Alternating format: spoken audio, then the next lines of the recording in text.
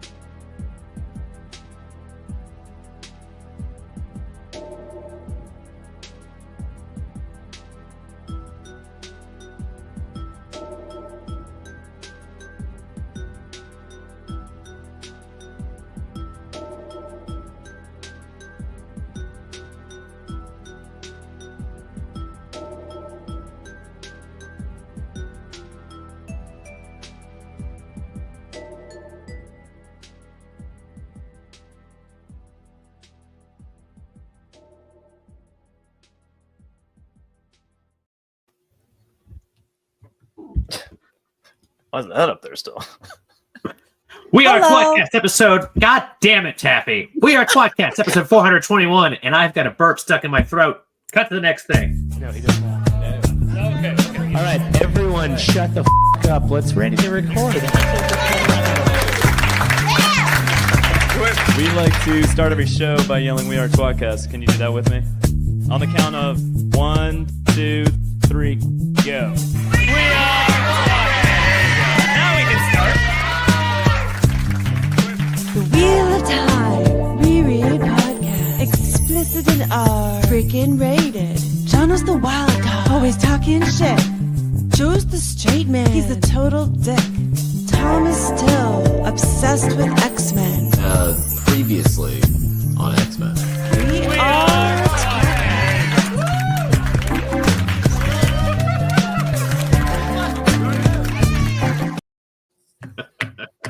I can't remember if that graphic was there last week or not because I drink and forget things. It was there last week. I'm watching on the delay there. It's a Oh, I booted him. Sorry. Poor It's Tom. fine. It's His fine. You're watching tWoTcast, Wheel of Time re-reread podcast, now covering the Wheel of Time re-reread podcast ourselves.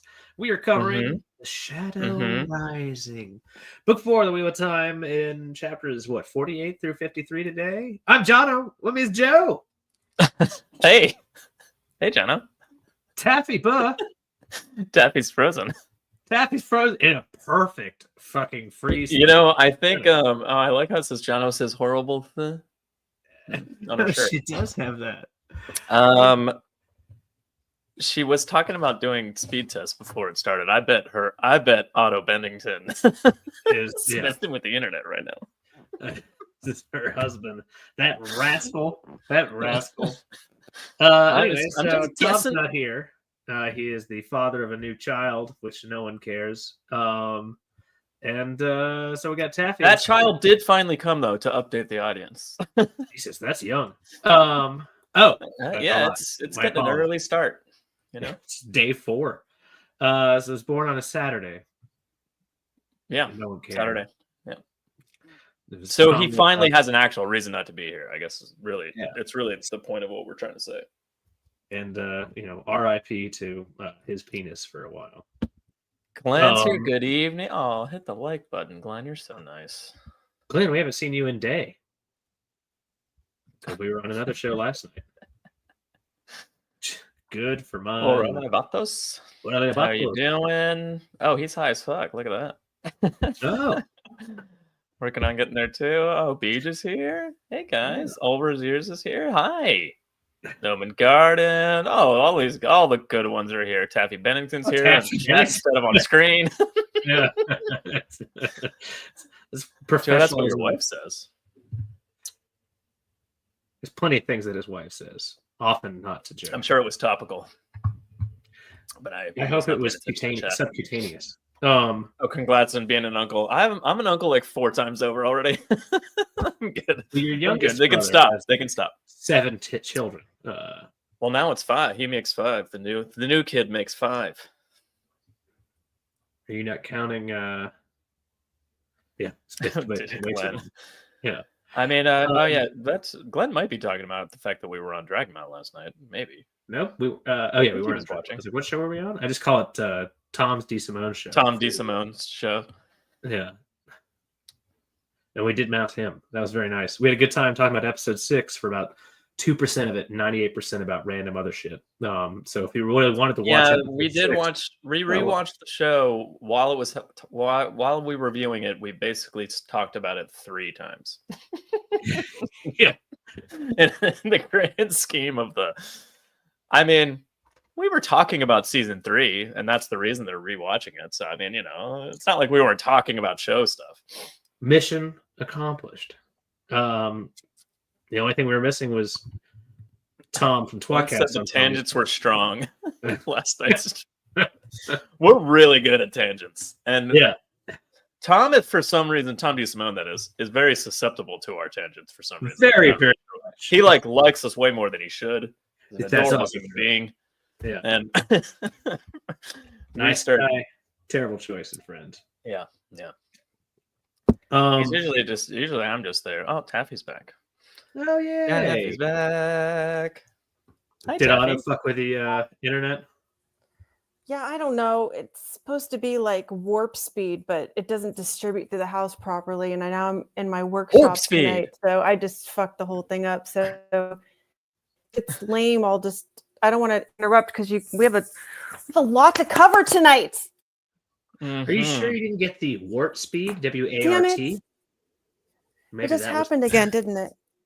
It's a little bit, but I mean, just give it a minute, and maybe disconnect your phone from the Wi-Fi. Hey, Taffy back.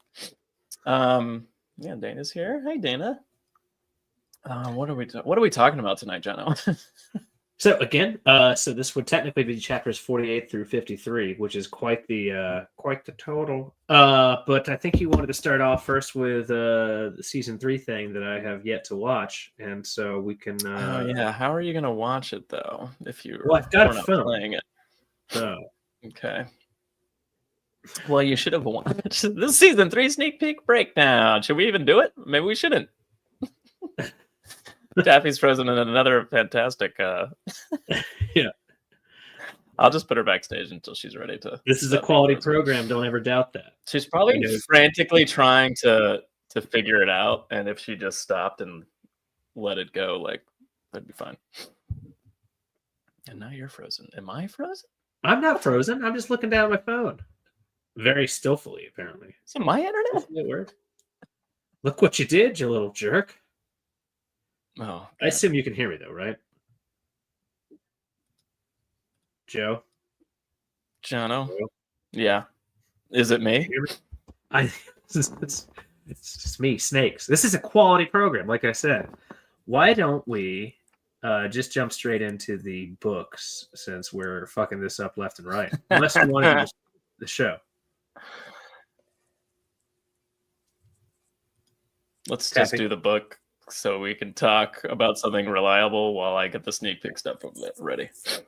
All right. Well, so book 4, The Shadow Rising, is the 4th book in the Wheel of Time. How'd I do? Very well. Thank you. Pretty good. Not bad. We're going to depth. Here is. Do you want to break out between books or chapters 48, 49? That'll work perfectly.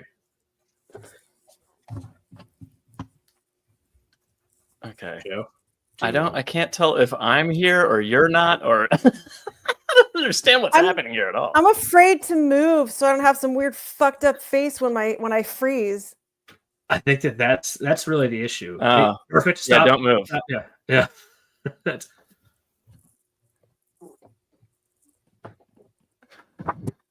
Close all the other programs on your computer, including YouTube, Taffy.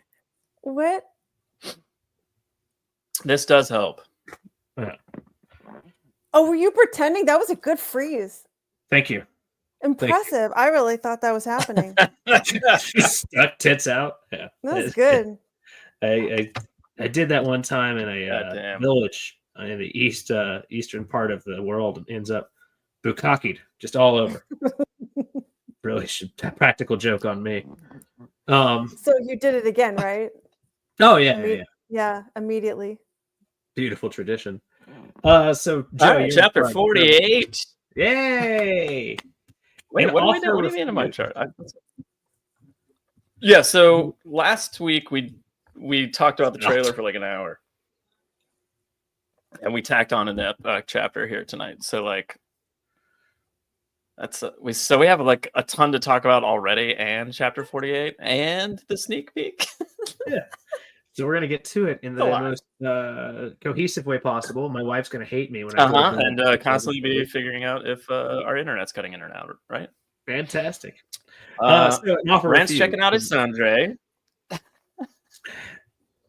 Fantastic. Like what do you make? This chapter is basically like we rode through the desert for 12 days. Like it's not a whole lot. Like there is some nuanced, like I don't know, character kind of interactions that are very subtle about like who is a dark friend and what's going on kind of thing. But like other than that, we can go pretty fast to this chapter.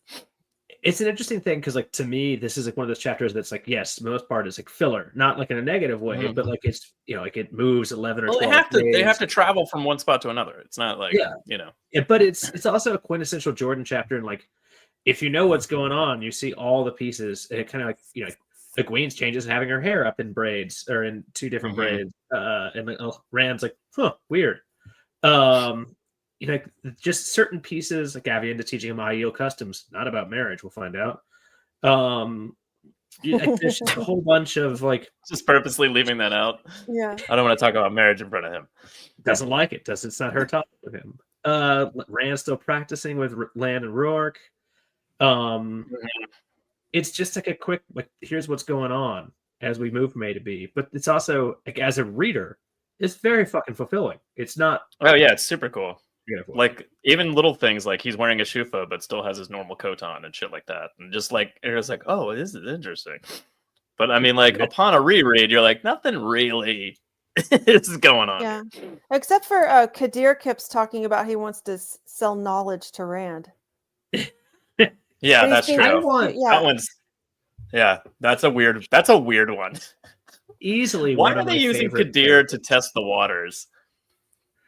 In fairness, I feels like what they're trying to do is throw this shitty two red herrings of who the actual like Forsaken is.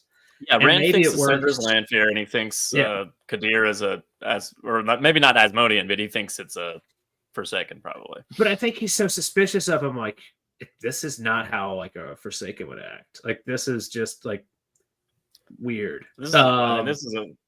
Is it in the Two Rivers is doggy style called sheep style? It's Congress style. You two sheep boys. Hey, sheep boy. That jibber jabbering. Yeah, probably. Do they have dogs in the Two Rivers? They got dags. It sounded like it was a slur against lesbian, but I think that was supposed to be your Irish accent. No, it wasn't Irish. he likes Avienda's little lectures. He finds himself watching a Sendre because he thinks it's Lanfear, and then she's like, Elaine's the only woman for you. And he's like, that's not why I'm looking at her. I do have an erection, and that's unrelated. It's unrelated. Yeah. I told you to ride behind me on the horse, not in front. With your heavy skirts pushed up above the knee. Yeah. I want to get into the letter thing every time it comes up of like, how is it that these Elaine's people two letters over and over, like Egwene says it, Nynaeve says it, Avienda says it, like, well, just read the letter. Like, for once, or letter is plural. Maybe think they have this dogs is not and the Tinkers aren't around. Oh, that's true. But that's and then they're murdered. That's the Tinker's food. Oh my god. I'm not even reading that one. Yeah, why not? I don't know. Can't do it. Can't do it, Jono. Fleece lined penis at the end. That sheep was a bad boy. Thank you, Taffy. Thanks, Taffy. Also of interest, Jason the Tail is going over to the Shaidu, which means he's giving tattoo lessons. What is he doing? Is that why he's tattooing doing Couladin?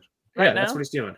Yeah, because the next chapter, Couladin's already like laughing like smugly, like, you know, what you don't know is already got mine, man. It's very entertaining to me. Avienda's learning to channel, and eventually they get to Cold Rock's Hold. Oh, also, one point of note. Keel, Lanfear, literally willing to sell a Sindre to Matt. Yeah. I'm fascinated by what that could have gone to. It's really kind of fucked up. Yeah. Like, holy shit. And she's not kidding.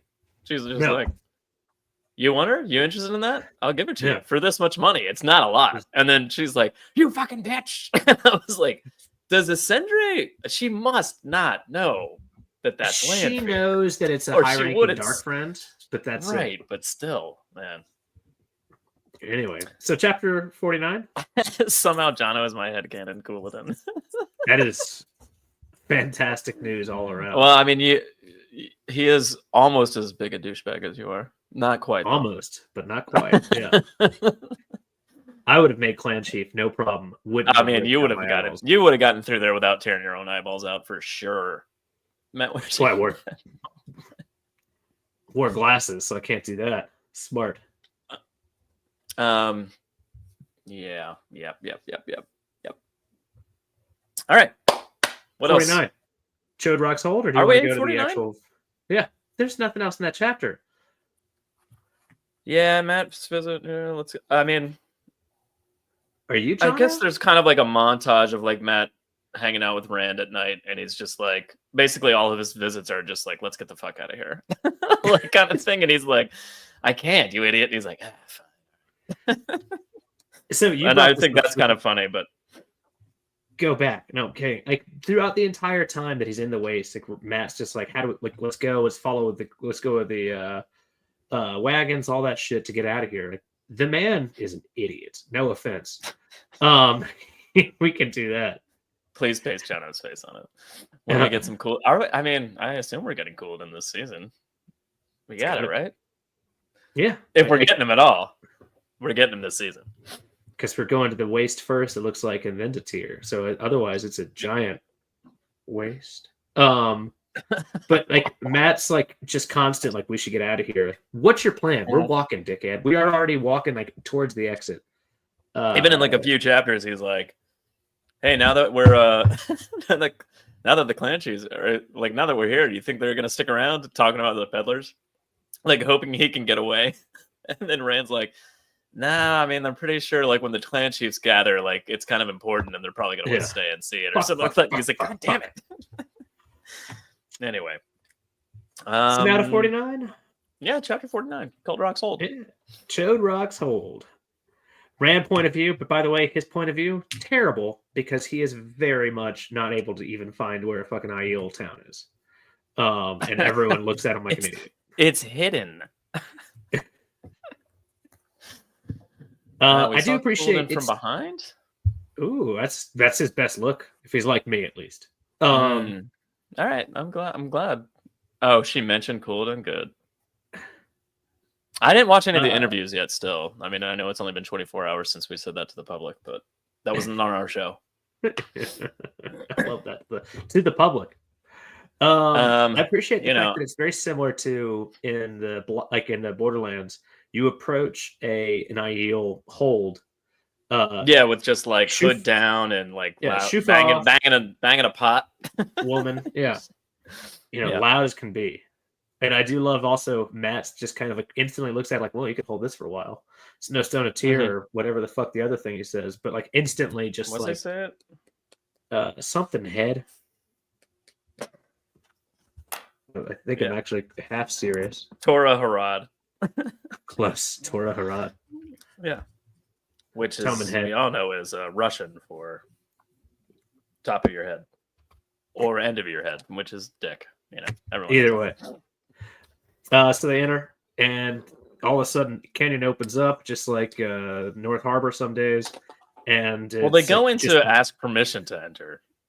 Yeah. First they get to the canyon though, and like everything's green, like it's all terraced and shit like that. It's actually really I love cool, right? Yeah, I love the descriptions of the city, town, city. It's a town. It's not a city. Yeah, titty sound. It's pretty fucking cool. And they've got all sorts of very American, like Americas, north to south, veggies and fruits. So again, kind of just love his weird riffing on strange cultures. Bye, Taffy. I was wondering if she hadn't said anything in a while, and I was about to be like, what's going on? Are you afraid to talk? Because you're going to cut out mid-sentence? But I guess she might be switching. I'm wondering if she's going to move to her other office. Probably. And then, as you mentioned... It's settlement. Yeah. Treated a painting of Cold Rock's Hold. That is pretty cool. Interesting. I don't think I've ever seen that. Yeah. Well, Dana Lewis, send us a link to that or something, because that sounds very interesting. I don't know where that would have been. Looks like somebody already in the columns in the shot with Rand looking. Oh, I don't know. Like someone said that, but like I've looked at that picture more and more, and I don't know if I see that or not. But like, it's not like I blew it up and changed the brightness or whatever, kind of thing. Yeah. That doesn't mean he's not there. I'm just saying, Yeah, that just means that I don't know if he's there in that shot. So as you mentioned, they get to the roof mistress Leanne. Is that her name? I feel like there's like so many different. Leanne? I don't know. Leanne. Yes, I had the same question. Are they all vampires? And it's especially relevant because later on we're gonna need a vampire. Yeah, there's only so many vampires. So Rourke, of course, enters, and he's going to enter her later, while his other wife watches, or maybe takes place. There's definitely a shadowy shape of a person in front of Rand. I mean, I don't know. Maybe. Let's be honest. I'll trust your opinion, Dana. Yeah, if Dana Lewis says it's probably true, and we'll pretend like we said it beforehand. Yeah. Thank you. We know, Dana. We know what we're talking about. Heron, of course, he gets entry, and then Couladin asks. Couladin asks an entry as a clan chief, and she's like, "You fucking asshole," and then decides to invite him in, but then does it as a beggar, as somebody that needs like food and water and needs help to the lowest of the low. Yeah, which he finds very insulting, and then he like huffs away, glares at him, and Matt's like, "Watch out for that dude, bro. I know, hates you." I appreciate everyone's most obvious, like, watch out for that guy. I was like, I know. He stares at me the whole fucking time. Let's see. And then Rand, of course, asks in his own way. He's trying, it's very concerted effort to not be too Aiel because he doesn't want to. He's very afraid of cultural appropriation, I think, is one of the things. Or he doesn't want to be. I think he doesn't want to be. I think he wants to be the Karakarn, but still be seen as what he is, an outsider. Yeah, he doesn't want to be false. Like jokes aside, it makes total sense. And then the darkest line in the actual like text here, he thinks to himself afterwards, "I cannot come to like them, like too much when it comes to the Aiel as a whole." And I think that's fucked up because he's going to break and destroy them, and and he needs to use. He's got to, and a certain part of him has to be like dispassionate about it, or he knows he'll want to kill himself, basically, probably. Yeah. But that's such a, like, smart, at least you know your limitations, and B, dark as fuck, man. Yeah. Like, trying to not befriend people who have been nothing short of, yeah, exactly. Doesn't want to be seen. Yeah, he doesn't want to be a pretender. Yeah. Which is what they're going to try to call him anyway. So it's like, if him. Yeah, if he embraced it more, though, like, it would be, seen as even worse, I guess, if he was wearing this shupa and the cat and sore. Anyway, Rourke's like, hey, these are my two wives. And they're like, what the fuck? Matt, you're crazy. You're either really lucky or really dumb. I can't tell which one it is. If you're going to have two families, you keep them separate, idiot. Yeah, Matt's like, you keep them in two different holds. Yeah. What are you doing? Also holds. Yeah. Yeah. Not very clever. So one of the this kind of just brings up the point of like Avienda's not teaching Rand enough if he doesn't know simple things like this, and then they give Avienda all this shit, so then she gives Rand a bunch of shit, and it just is it never-ending circle? Circle. Bad job teaching, or is it because Rand literally doesn't listen, starts staring at what he thinks is Lanfear while stroking his dick on a horse? Like, well, also to her point, she's like, I was telling him about other things that were like a priority, like maybe we didn't get to marriages yet, kind of thing, which I feel like is pretty reasonable. So, but like on that note, Rourke, you need to learn everything you need to know about the Aiel people in 12 days of horseback riding with me. It's a lot. What do you think milking a lizard is, Joe? I don't know. Don't know what do you think it is, Jono? It's definitely pegging either or some sort of prostate play. And I think that's one of the things that she's teaching, because she's kind of working up to marriage as a discussion. It's not a horrible thing. How dare you? Same as milking a snake. Yeah.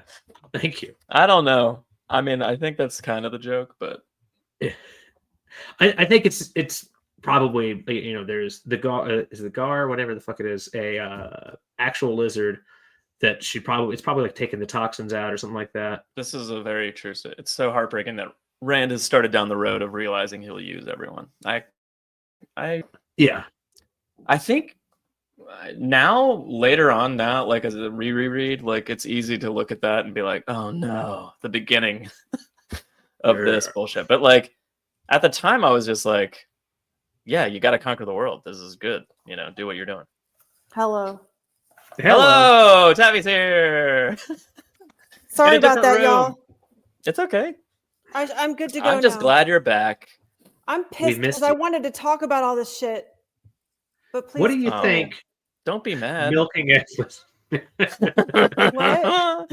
We're discussing the finer points of milking a lizard. Yeah. Oh, especially if it's poisonous, you have to be careful.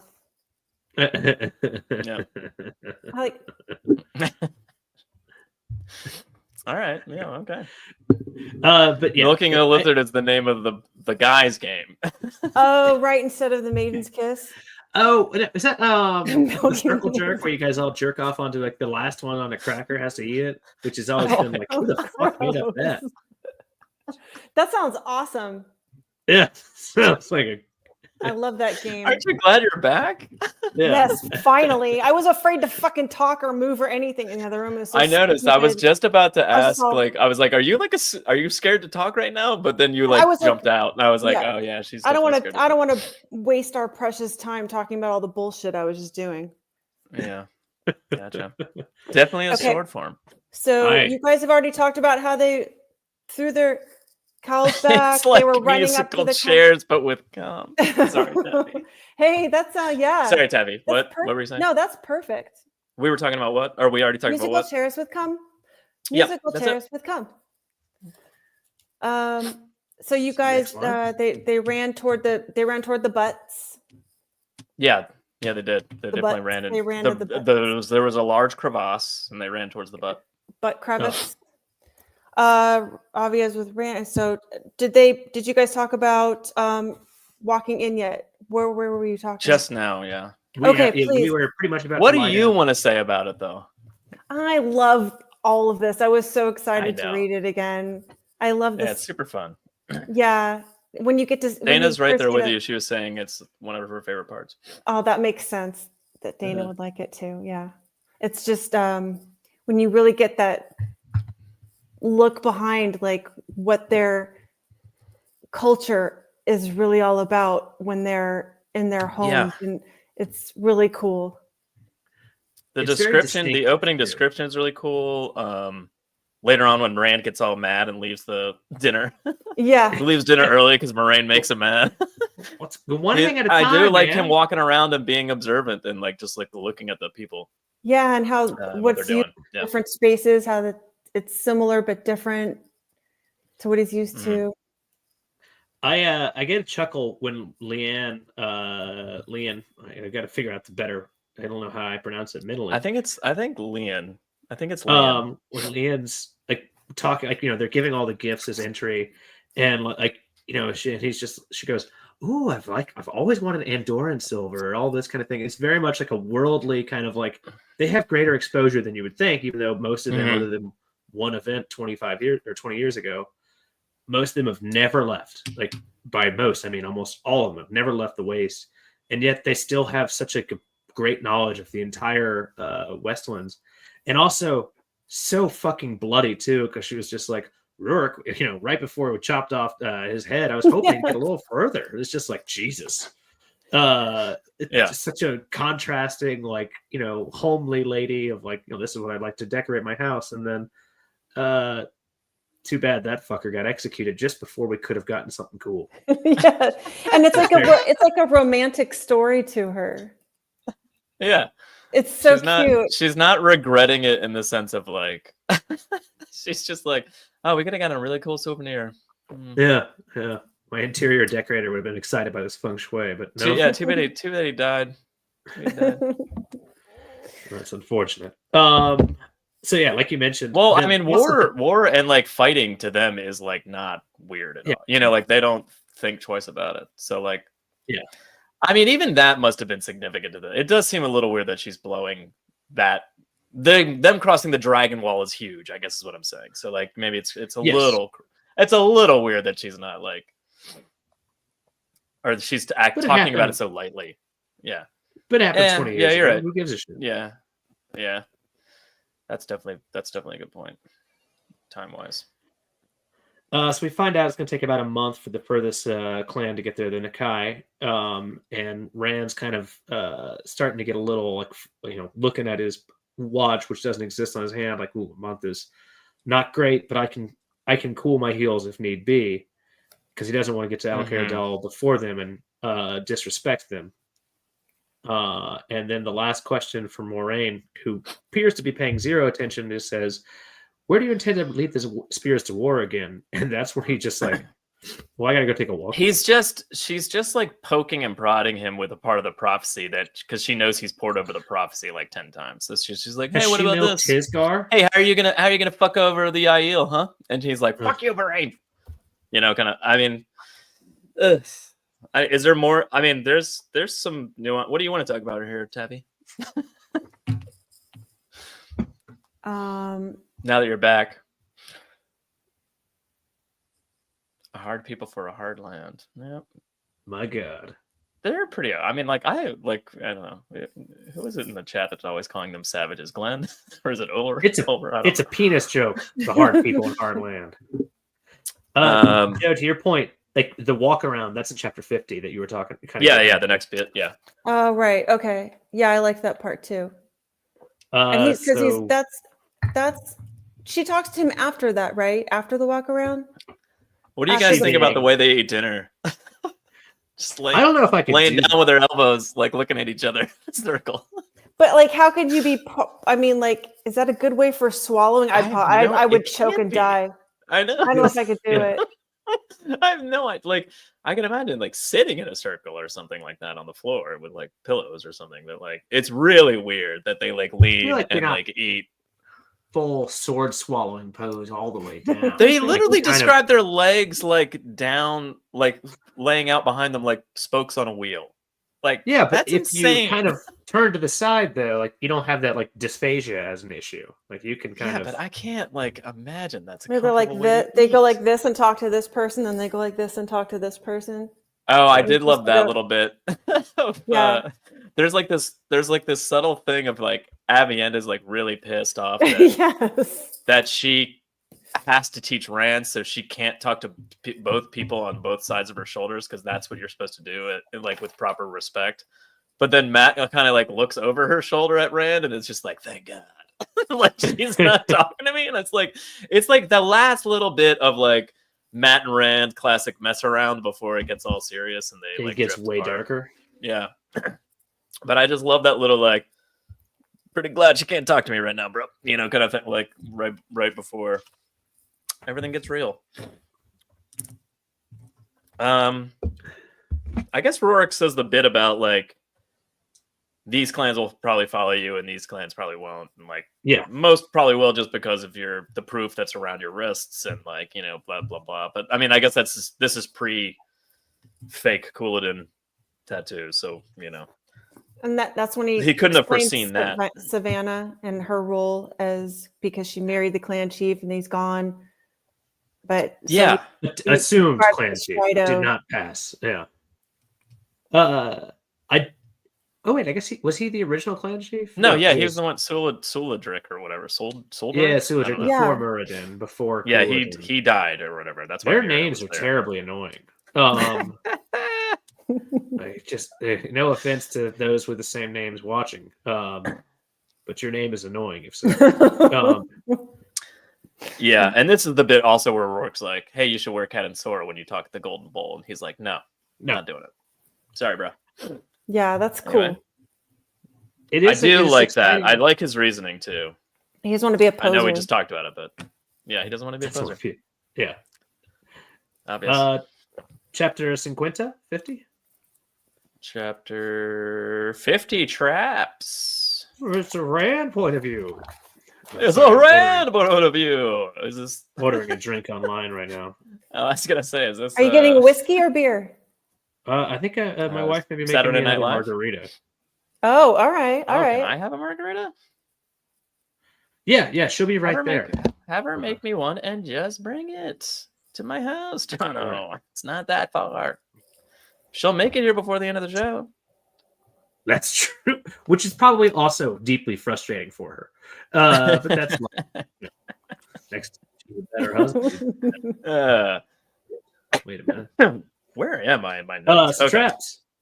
Like you said, during the Rand- night, Cold Rock's hold is Rand- attacked by Drakkar and Trollocs. Rand decides he cannot wait and will leave for Alcar Dal in the morning. Let's talk about it. Oh wait, are you going straight to the attack, or are you going to talk about how he goes? No, and- just that was just Oh. a one-sentence overview of the chapter. Oh, I 50,000 apologize, foot me lord. Teabagging. I'm sorry, me lord. Okay. Sorry, It's me lord. okay. Tom used to give us like adorable little one-sentence overviews of the right. chapters, and it actually helps a lot. It So I was does. like, maybe I'll try to do that. That's a good idea, and you did really well. That was my fuck up. No, I Tonight's also my night fucked to up. I think I've fuck tried up, to do this yeah. 3 times. I honestly think that Tom is the Taffy, fault never speak of ill of everything. yourself again. Oh, okay. Alcar, dude. Cardouche. Maggie's all around. I don't understand what that means. All right. Rand's examining the life, Aiel life in the hold. Yeah. And he's wondering the- if he can trust Moraine while he's looking around and he's thinking about her. Yeah, he mentions her earlier in like a weird when Matt's talking about like Cooladin kind of like glares at Rand when he walks away when he's like dismissed as a beggar or whatever. Yeah. Or invited in as a beggar, actually. But like, you know, Yeah. belittled by Leon. I love that. That was so and good. then Rand's like the real threat is Lanfear and Moraine. I'm like, and Moraine? like I understand you might not like want to be pulled around by the White Tower and you think she's an extension of that, and like you don't. It's hard to tell because she plays everything so close to the chest that you don't know if you can trust her or not. And I get all of those things, but to compare her to a Forsaken, come on. I mean, like, to a certain extent, though, he's not necessarily wrong. Like, look what happens. Like, let's say, like, take Moraine out as a name and use Aes Sedai. What's happening right now? But that's the point, though. He doesn't charge. say the Aes Sedai or the White Tower. He says he knows Moraine. that she's doing it.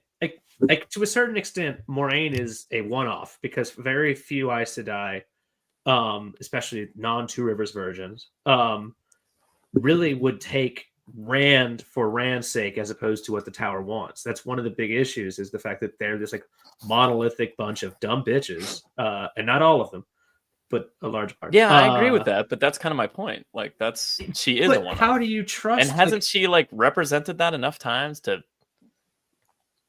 Yes I don't and know. I think I would trust somebody has- if they came in and blasted a Forsaken with Balefire. You know? Well, I mean, and also like to a certain extent, like from page 12, she's come in trying to save his life, literally. Partly on the here's a shitty, dangerous journey, but Moraine also wants a leash around his neck, and Leifer wants a leash around his dick. I mean, that's actually very factual. Technically, if you kind of tighten both, he may be able to blow himself. Like, if you kind of just... And that's what they're doing in book 6 when he's in. Man, I haven't had a really good off-the-cuff classic Jono in a long time. That reminded me of the old episode I just listened to. Put the thing up. You can. Oh, it's backwards on this. No, it's fine. It works fine for us. Okay. No, she was talking about her bras backwards. Oh, so the image is right for you guys? Because it's opposite for me. Are you sure you're looking at it? Switch your eyeballs. Move your eyeballs back and forth. Yeah. Oh, perfect. There we go. There we go. Okay. That's all it took. Yeridan did it wrong. What an idiot. Be right back. What a dummy. All right. Do you like? I mean, is there anything that stands out to you about the Aiel culture you want to discuss, Taffy? Well, it's funny when he sees the girls with the braids in their hair. Oh yeah. He makes the connection to that. He's like, the little boys are dressed like Guy Shane, but they're wearing like the browns and grays of the cat and sword. And then he's like, that's weird. The little girls look like a queen. Yeah. He does not put that together at all. He's like, that's strange. She probably noticed that someone probably told her they dress like that, so she stopped.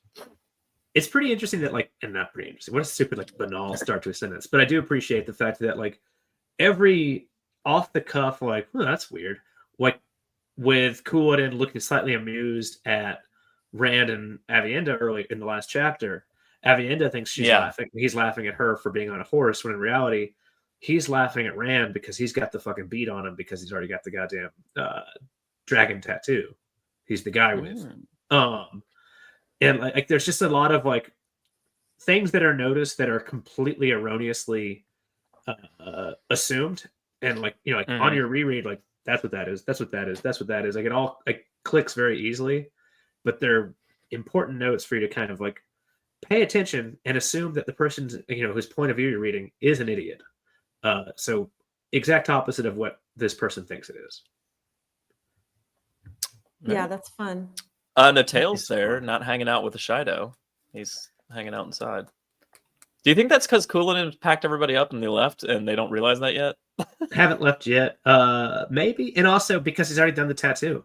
He's finished. He's removed. I'm done here. Yeah. Done here. Spits.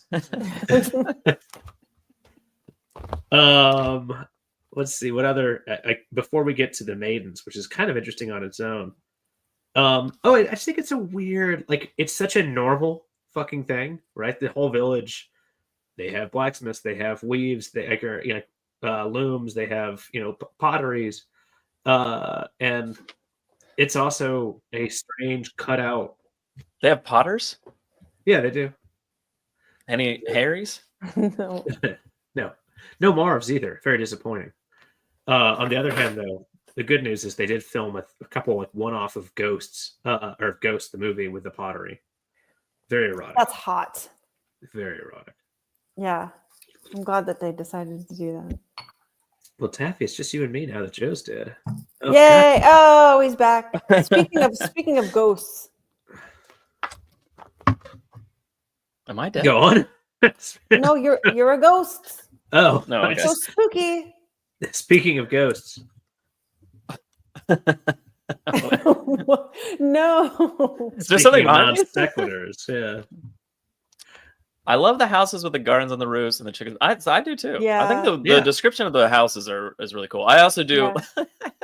Speaking of Harry Potter, I love that Leon's house seems like it's only gonna be like 2 small rooms, and then he's like, "Oh, this place is huge," because they like carved into the cliff and like empty out rent, so it's way bigger on side, just like a Harry Potter tent.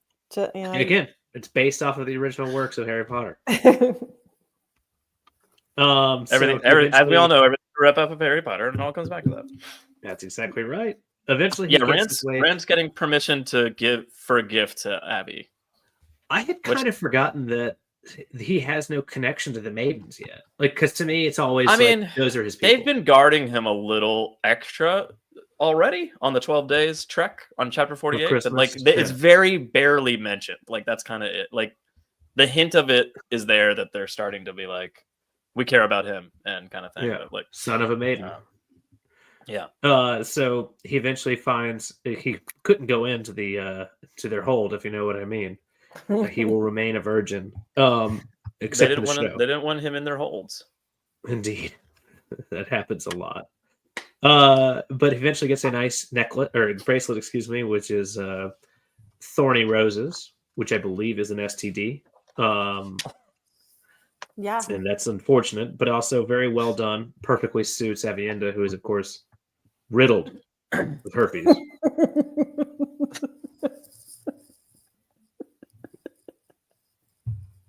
I didn't know that. Yeah, it's everywhere. If you read it a little closer, that's why she had to learn to milk.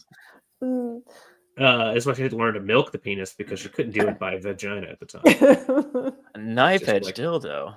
Dildo. Every third house has a moonshine still on its roof. I bet it does. I mean, like, where do you think all that? What is it? What do they call it? Usquai. Usquai, yeah. Yeah, which is of course Irish. Water of life. Irish for water of life. Oh, Let's see. It gives a whole different take on the igloo scene, Jono. Hey, Light Blinded Fool is here. Hey, hello. So he goes and gives it to Avienda after Remember the Honor. I do love the Remember Honor scene, and it also tangles my memory with the one they do later on with the Usquai. Usquai, fucking hammered. Where he gets hammered. This is just with tea. Little disappointing. Even still, he's like he fakes it after a while. He's like, I can't drink this much. Like, this is insane.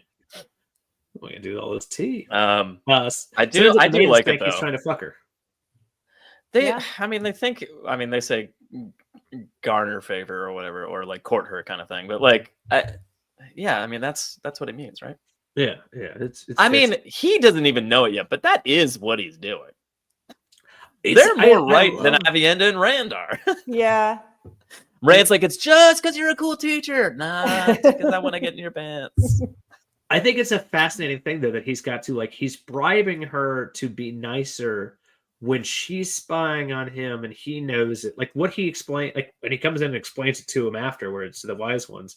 But it's just such a bass-ackwards fucking way of, like, everything is just, like, there's so many competing fucking, like, issues going on here. Maybe I could just make her nicer at the very least. And maybe she'll put out. But that's not really what I'm looking for yet. Unless, of course, you look in my dreams and you find out I very much want her to jump in a 4-way with me. But that's another thing that we'll get to in a minute. So he gives the thing to Avienda, who is beating carpet, if you know what I mean. He'd have to fake it with 70-odd women. No one's gonna keep it up for that long. I think he already fucked her. Now he wants to court her because the pussy is that good. Jesus Christ! Just the first time you gotta test it before you. Just that first time in that sweat tent. I guess. Before you best it, I don't know. You gotta test it before you what? Wreck it. Jesus. What's wrecking it, Taffy? Having a child. Pussy, yes. Oh, having a baby. Child is a good way to do that. Yeah. Yes. Yeah. No children. Easy Street. Here's a gift for your description of Elaine. This is for all those cold nights. Those detailed descriptions of Elaine really helped me get get over the fact that I was shivering under my blankets. I do. I hope they keep that. Man, I've got just one so woman many more describing notes for this another chapter. too. Why do I have so many notes? Tell us what happens faster. All right, Avienda gets the bracelet. She's like, "Thanks, but no thanks." But also, I'll take it, and also, I'm going to grudgingly put this on my hand. Have you noticed this is the first time that she's actually like kind of gentle and civil with him, like seriously, like sincerely? Yeah. Well, she sincerely apologizes, and he's like, "Amy's had to put her up to that." And later on, he's like, "Amy's, did you say her to apologize?" She's like, "Did you? I didn't tell it." Yeah. But like beating the rugs actually did make her control her temper. It makes me happy too. I love beating the rug. Does beating your rug control your temper, Jono? That's what Shannon and I call having sex. Okay. What? Yeah. That's good. Gonna go beat the rug. Are you grabbing under her drapes while you're beating the rug?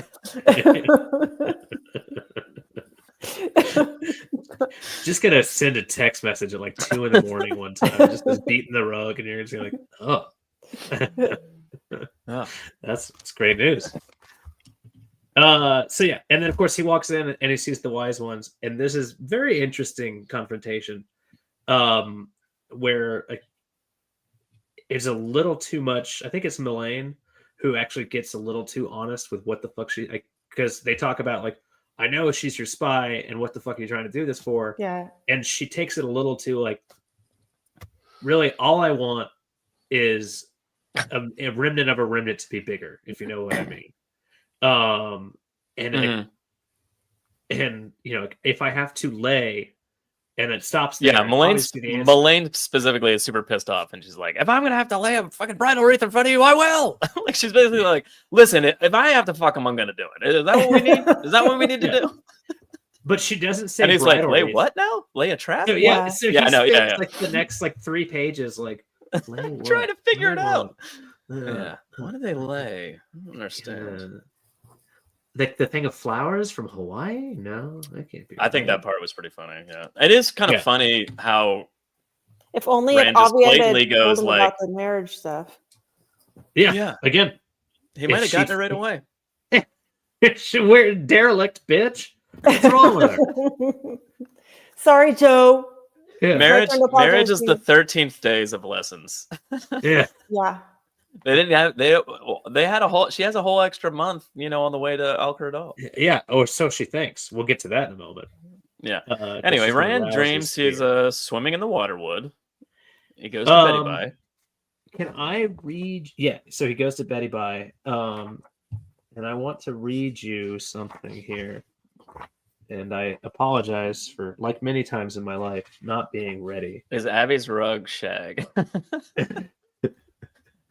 You be careful with shag carpeting. Stings get in there and they never leave. And by that I mean come. We all know, Jono. Yeah. From the hardback version, complete with my brother's dog work. Oh, nice. Yes. You show Taffy. She was looking away. No, Taffy. This is what happens to let my brother borrow a book.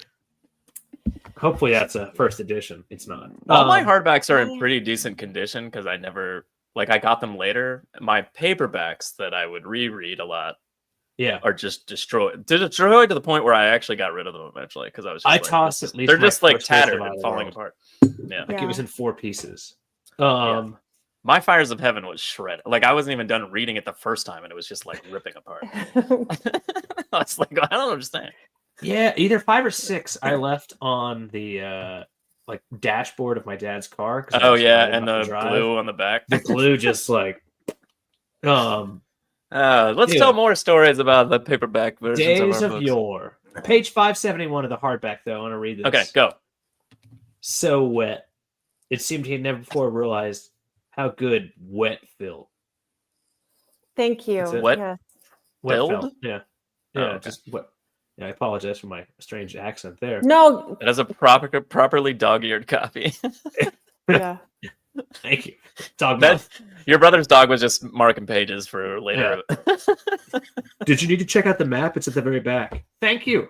Thank you, Carter Yeah, K. thanks. Delula. Thanks for that. But yeah, so this is when Rand realizes that being wet or being inside of something wet is good. You couldn't read the Farce Nose chapter of Joe's copy because the pages were Painted it white as an igloo on the inside. That's true. Eventually, they just came out, so I just had them in one solid block. Like an igloo. Little pieces of ice. Oh my god. I used it to tell us about prop up your a wobbly stain table, agent. and then I left it behind for somebody at a restaurant. Yeah. Oh look, Dana's got a paperback story. Oh. Oh no, My daughter's hardback. friend borrowed my hardback Fires of Heaven, and his dog ate the whole thing. Look at that, What is Jono. Dogs and like She the one-upped hardback you. version. Because it's like a chew toy. It's I tough have to get through. one. I have my Eye of the World paperback, the original one that I started Two with. strokes would take him to either woman. You missed that one. Low hanging fruit. Oh, Jono. I didn't see that. I do apologize. It's so That's good. Good job, Newman Garden. That was a You have fantastic to one. read it in that creepy erotic voice that you were doing. Their dog ate your That went- twat. That's my real voice. I mean, yeah. read it in your Try it. real, very nice, respectable, good voice. 2 strokes would take him to either woman. Perfect. Either, Thank huh? you. You went with either. What do you want? Either? Anywhere, Lanfear dismisses the women away, which I think this is weird. Now, 'cause let's go are back they- to the stream. Okay. So he's Sure. got Elaine and Min. Like this is like Yeah, he really, doesn't like- understand. He's like, I couldn't love both of them, and he's like, where did I even get that thought from? And then Avienda is just on the sideline, literally, and starts wiggling off her clothes to jump in. Uh-huh. And and then Lanfear comes in and ruins this escapade so badly. Very disappointing. Yeah, work. she I really like how cockblocks Rand him. invited her to come in. He said, "Come on in, I'll teach you how to swim," because he knows that Yeah. she's reluctant to get in a large body Mhm. of water. So, like, I don't know. It's the beginning of where you can see he has equal care for them in different ways. Like, It also feels Oh, like I a just mistake assumed he to- wanted to have sex with her. that Yeah, too. that's also correct. I wasn't Shouldn't reading you, it that like, way. at all. help her get in? Like, yeah, hey, jump in and swim to me. Good luck if you can't do it. Feels. I think he's saying, jump in, I'll teach you to swim. Like Taffy was saying, he's not going to let her drown before. But she doesn't know how to swim. Maybe jumping in is not her thing right now. Maybe kind of like walking through the shallow end. I mean, how deep could it be? Well, we'll see. She probably Yeah. she's tall. She's like 6'3" or something. She just stands up. By and- the way, you think that shot Right? of the trailer I don't know. of Lanfear like making out with Rand and kind of like looking over his shoulder is this scene? Like, do you think Egwene is like dream walking and kind of goes like, Oh. "What the fuck? That's where we hung out." And then Lanfear's like, "What's up, bitch?" You know, kind of thing. And like, is that this Maybe. scene? I think it's this scene. Yeah, you're probably right. I hope so. That would be Like, good. she's like Yeah. marking her territory, squirting on it Yeah. or something. Because then Yeah. in the Do you show, think she they're bites really him in the going book? strong still with like Egwene and Rand are still together, Yeah. which is going to be weird because like there's also a shot of like Elaine explaining political shit to him. Yeah. So like that's weird. Like I don't. You know what? If they're kind of going like it's book 2, Egwene hasn't really given up Rand yet, and vice versa. yeah. And then like I don't know. Book 4, I don't know. It's weird. Doesn't matter. So It I doesn't feel- match up. Like because it's Yeah. not like. I guess what I'm saying is Rand with Elaine and Rand in the beginning of this new season is supposed to sort of be like the beginning of this book. Yeah. But in the show, he's still kind of like in love with Egwene. yeah. Maybe a Lanfear. Like I don't know. It seems weird. I'm not again, most of these things are blurred in my mind because I drink and don't watch things Yeah. closely. But I don't know. Like without sounding dumber, let's see. Book Lanfear, Cockblock, Rand's Dream, like show. Oh, yeah, that's right. Yeah, exactly. Show Oh, Moraine yeah. Block, show Lanfear. Yeah. She did stick a sword through her throat. That's a little worse than just being Well- like get these imaginary people out of your dreams. It was a penis shape. But again, how does she do? Like, are they in Tel'aran'rhiad? Is his normal his dream. Is It's his dream. but isn't it when you're like in somebody's dream they like take you over? Like, how are they if so you're- in control? But she's strong enough. She's strong enough to use her. Like, Oh, that's one and of the then things. so what? Oh, so who's she talking to? Lanfear? I mean, who's Lanfear talking to? Asmodean. Who's the blurry man shape? Asmodean? Is it 'cause he knows Asmodean? exactly- Then what? Yeah. Who is he talking about being a puppet or puppeting for? he's puppeting Rand. It's kind of like or Couladin, I guess. Oh, that makes sense. My question is this: there's this. I thought it was like weird... Robin or Samuel because they're talking about puppeting a ruler. I do love the fact that she goes from A to B. Like she immediately is just like clothed on the fucking shore as soon as Asmodean pops in. Like that was you don't rad. get to see these tits for free. There's a dreamwalker or a dreamer. Is she? I thought they just knew how to do it. She's one of the most talented people in the dream ever. Right, but that's just because they all know how to use Tel'aran'rhiod back then. And but she's not just to one the of the same best. degree. Like other than Moghedian, she is. So she's considered to have like a natural talent, is what you're 100%, saying. Yes. Like a Gwyn does. Okay. The Gwyn or a lot of the wise ones, yes. Right. Okay. All right. I mean, I guess I buy it, but like the way a Gwyn gets sucked into someone, and granted she's young and learning still, but she gets sucked into Gwyn's dream and just gets wrapped up in a sex dream and has no control over it. Trolloc rape dream too. Don't forget that. That's also fucked up. That was later. Thanks, Nynaeve. But I don't know. No, it wasn't Nynaeve, was it? Sammy's puppeting the King of Ilion. Yeah, I know. Yeah, that's what I'm saying. Are we sure? Are we sure she's talking to Asmodean right here? I would assume so, because I guess she didn't enter Rand's dream. She pulled him into her control. Yeah, but I guess that makes sense. It could be, but Robin is puppeting Morgase. Yeah, that's kind of again. We know these. Those are. Yeah, but I don't feel like Asmodean's like puppeting anybody. But I guess when you brought up Couladin, that changed my perspective, I guess. So, question, and I'm very much opening up to the audience because I don't know if there's anything to this. On the bottom of 571, where it was all wet and fun, there's this weird description of how she moves on it. Abruptly, the woman was on the bank, clothed in white, narrow waist, belted in wide woven silver. Anyway, the land rose slightly behind her to an ashen grove on a mound. Mm-hmm. He didn't remember seeing ash before. Yeah. Is that to the point that was made earlier that like he has been brought into her dream and all of a sudden like things are different, or is there more to like an ash grove doesn't really stick out in my mind for any sort of description, but it's just very strangely kind of like mentioned that this is new, this is different. Is there anything to this I'm just not smart enough or sober enough to remember? I think he's just trying to. I think they're trying to just establish that it's changing. He no longer. It's not his dream anymore. Yeah. Okay, he's not so sitting in the water. He's not sitting in the waterwood pool anymore. Yeah. Well, I mean, Christian Rapper is now contradicting that. She entered Rand's dream. She even mentions Rand shielding his dreams from her later in the series. Yeah, that's how I remember things. Yeah. Anyway, I don't know. It's just weird. She wouldn't be worried about entering his dream at this point because she's so much stronger than him, anyways. Although that does come up with another point. Well, Blurry Guy, whoever he may be, is angry about all this bullshit, and he's like, "Is this what you're doing when I'm fucking busy?" And she's like, "Maybe," and then they leave. He disappears. Lanfear disappears. Rand wakes up, and he wakes up with an erection, or desire to turn on all the lights and find out who's in the room with him. Because he's got an erection. Both. Oh, he's definitely got an erection. Did you see that dream he was just in? Lanfear was butt-ass naked like 5 seconds ago. We also mentioned the fact, or glossed over the fact that she comes in the water, dismissing these bitches, and then makes out with him, and then bites him. Oh, yeah, bites him, yeah. She marks Very him, vampiric. There's a lot of vampire themes in this little snippet that we've chosen to do today. Maybe that's a little hint of like what's coming. Oh, yeah? Yeah, because the wise one said... Oh, well, actually, it comes in right now. Avienda's about to tell him about how, like, she was supposed to watch him because... she slips. It was like too dangerous for them to enter the dream world tonight because something evil is lurking. Evil? Yeah. Well, so the wise ones are good enough in the world of dreams to know that Lanfear is present or something like that and to stay away. Clearly, right? It does seem like it, yeah. Yeah.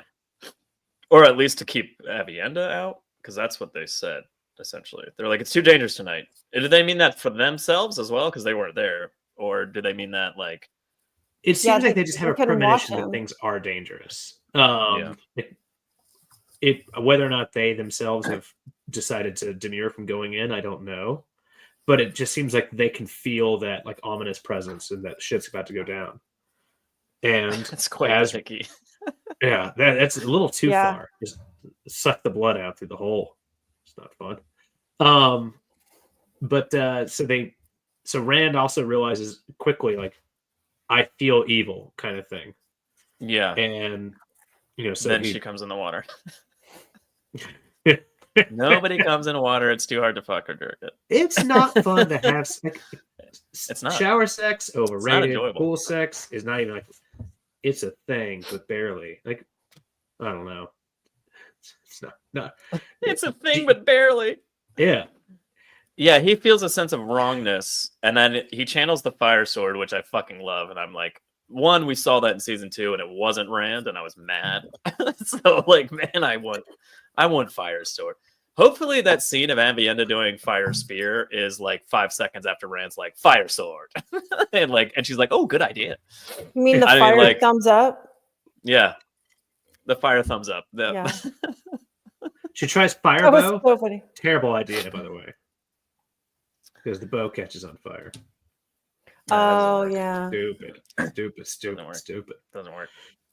Oh. Rand goes out through the house and he thinks, I guess the guy Shine that was helping. Yeah, the guy Shine who was there that he had helped. It's just making out with somebody, and it turns out it's a drag car. I think it's hilarious. He's like, "Oh, who's this cloaked guy you're making out with? My bad. I'm sorry." Yeah. And then it's like, and he's like, "Oh shit!" What did it do? Shit, it's a drag car. Yeah, Joe, do it again. Yeah, what did it do? You did a hiss. That was a really good hiss, by the way. It looks like fucking trash cat or something. It tries to do its song on him, and he's like, "I'm in the void, bro," and just cuts his head off. Yeah, that was it's fantastic. So cool. This scene is fucking amazing. I mean, I know it's action-y, so it's like hard to talk about it without just going, and then this happened, and then this happened. But like Avienda like leaping out of the way while he like blasts another one in the doorway was fucking awesome as shit. That was cool. It's like, God damn it. There's so fight. It's got echoes of another scene. I forget which one it is. Where like someone like bails fires over like a shoulder and like starts yelling like, "Can you not appreciate?" Like, oh, sorry about that. I forget when that happens. But I to your point, absolutely love this. I love that he runs off after like about to ring the gong and just runs off laughing, and it cuts straight to Matt's scene. Matt Work joins him and he's like, "Here's your chupa," and he's like, "I can't do that. I need them to see where I am." And then he just laughs at his own joke. Rand's the worst comedian. He'd be like telling jokes and just laughing the whole time. The audience is like, "What the fuck? Was it a joke? That wasn't funny." You know what they say, white water in the morning. He sees Sienna's body before that, though, and that's the same wise one who's like, "God damn it."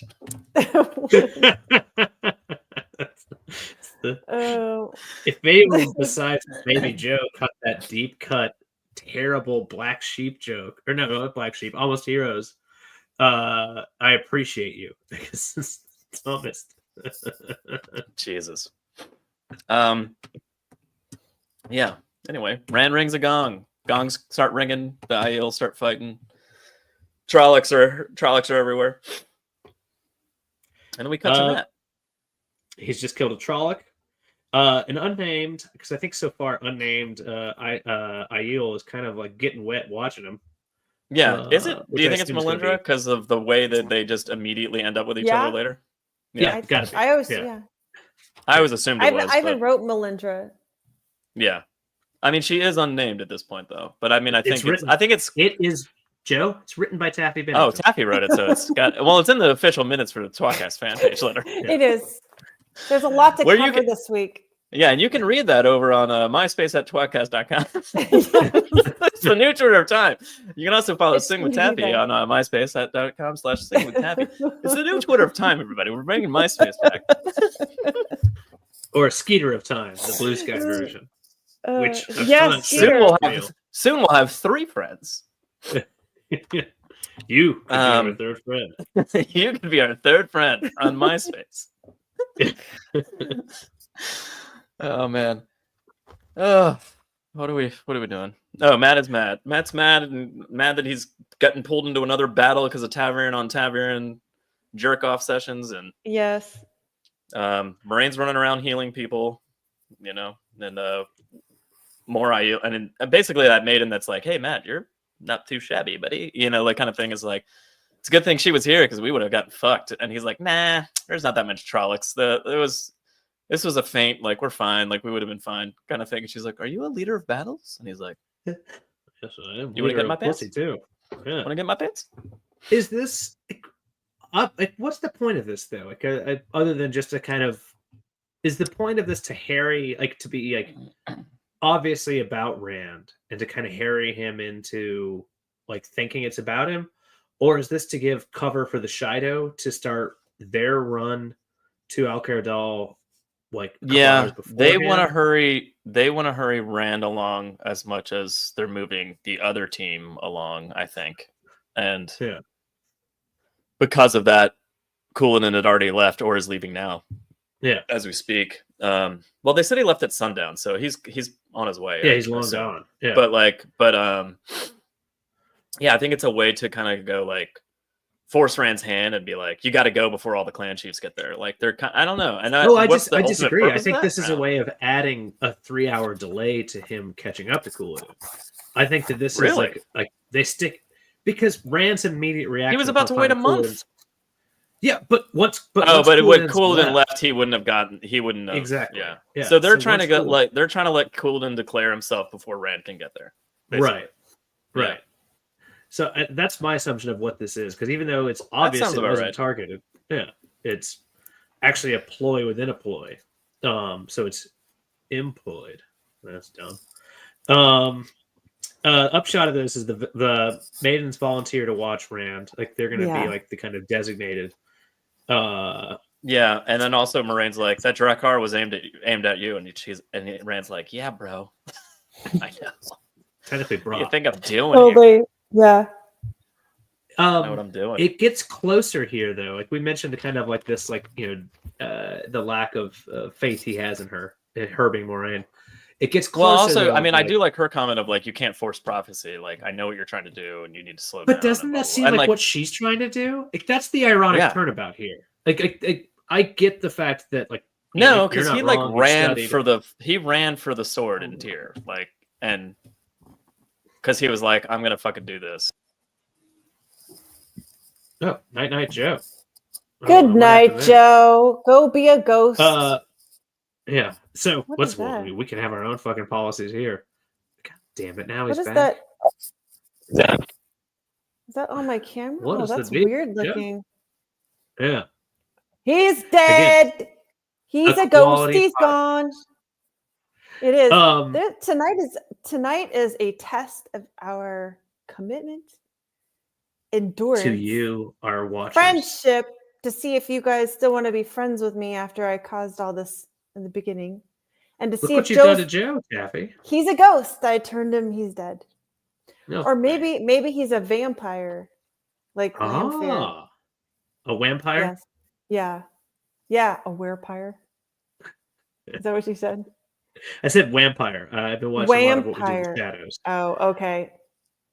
From the big fan of the Baron, which is an obscure joke that you won't get either. No, the Baron is the dude that they brought in the coffin, the oldest one, right? Is that right? Okay, I did watch that. It's been a few years, but I saw that. Been a while? That guy's hilarious. Yeah, it's been a while. Great song choice. Anyway, so while Joe's off diddling and fiddling with his camera, so I do think that he gets ever closer to this idea of like accepting Moraine, but also she won't quite make the promises that he needs, and he's very paranoid, and it's only going to get worse. And so it just doesn't quite come off, but it's actually really close to like, the accord that actually happens later on between them with like real trust.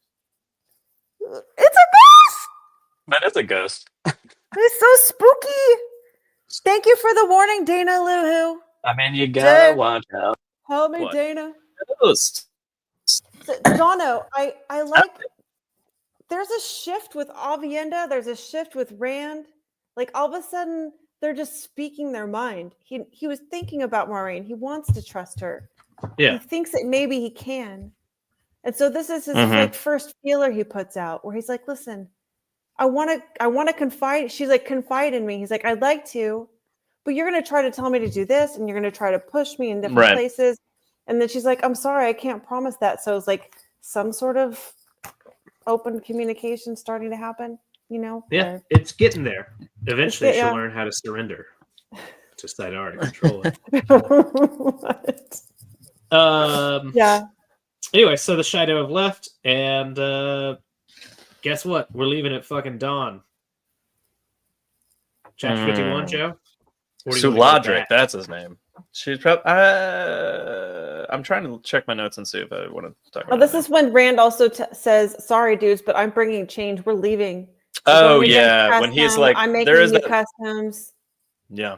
There's that note He's of like been Rourke being leaning like, on that. just take the maidens and just race there. And he's like, I'm taking every single person that can hold a spear with me. He's like, that's unprecedented, kind of thing. He's been leaning on I break custom since getting like Matt's coming with me. Like, well, we didn't see him. Like, I break custom. Like, he's eventually going to be like, well, we usually use 2 plies of toilet paper every wipe. Like, I break custom. I'm done. Like, I'm not. We're just calling this good enough here. Like, it's just very much just a fallback. That makes so much sense. Yeah. Be careful with Rand's rectum if you're into rimming. Probably not the one for you. He's broken custom and not cleaned himself well. Oh, Jesus. Okay. Thanks for the warning, Jono. Yeah, there's probably you gotta listen to Jono's warnings. Yeah, he's here to help you. He's a very informative. Don't worry, everybody. This is going in the newsletter on myspace.com. Oh, thank God. Yeah, and the newsletter is going to be available on. We need all my MySpace.com/tWoTcast. It's the new Twitter of time. MySpace.com/SingWithTaffy. We're going to be over there. We're going to go over there, make it a safe space for everybody that wants to talk about Wheel of Time and doesn't like Nazis. Yes. That's our new sales pitch. Hey, do you like Nazis? Don't come. Oh. Matt agrees to go to Alcur Dal, but only because he can feel the pull of Taviran, basically. And he's like, God damn it, fine. Yeah. And then that's chapter 51. Revelations in Tanchico. What did I say? That was almost in unison. Like you guys are singing. Also in UNICEF. Oh. And we what? fed the kids. No.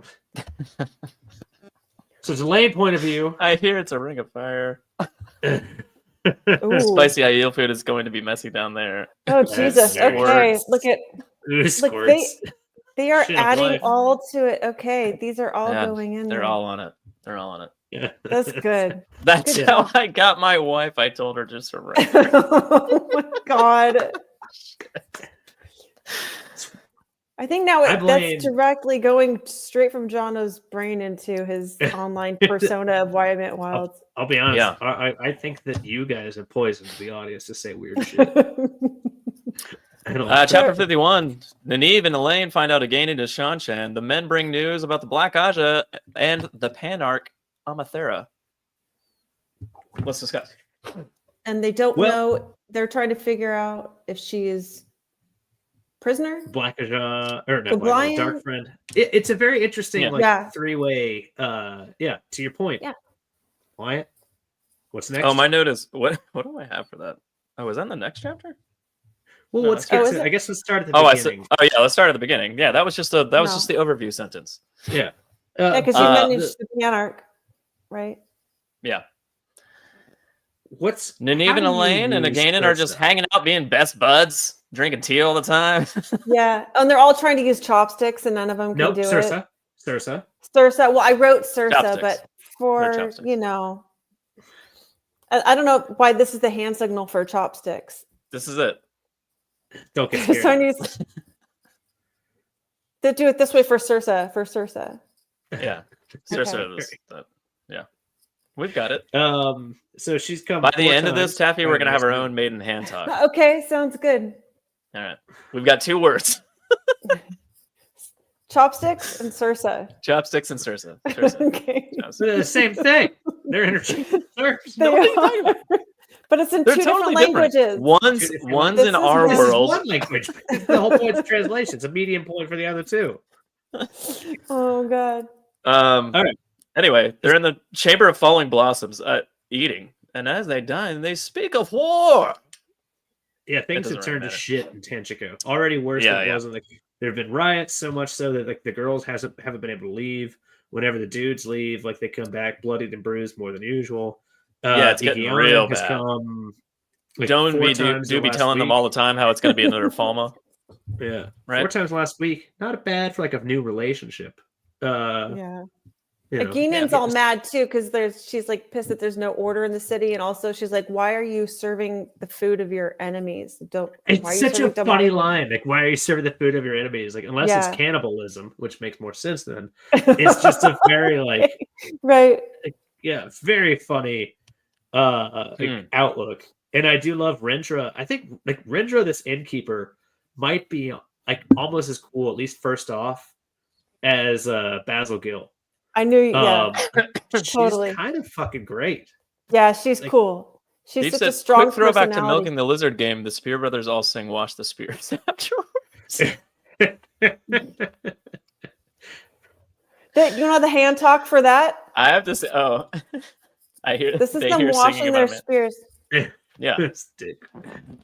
It's upside down from the top and down. So you wash the It's spear like with the shucking thrust. corn.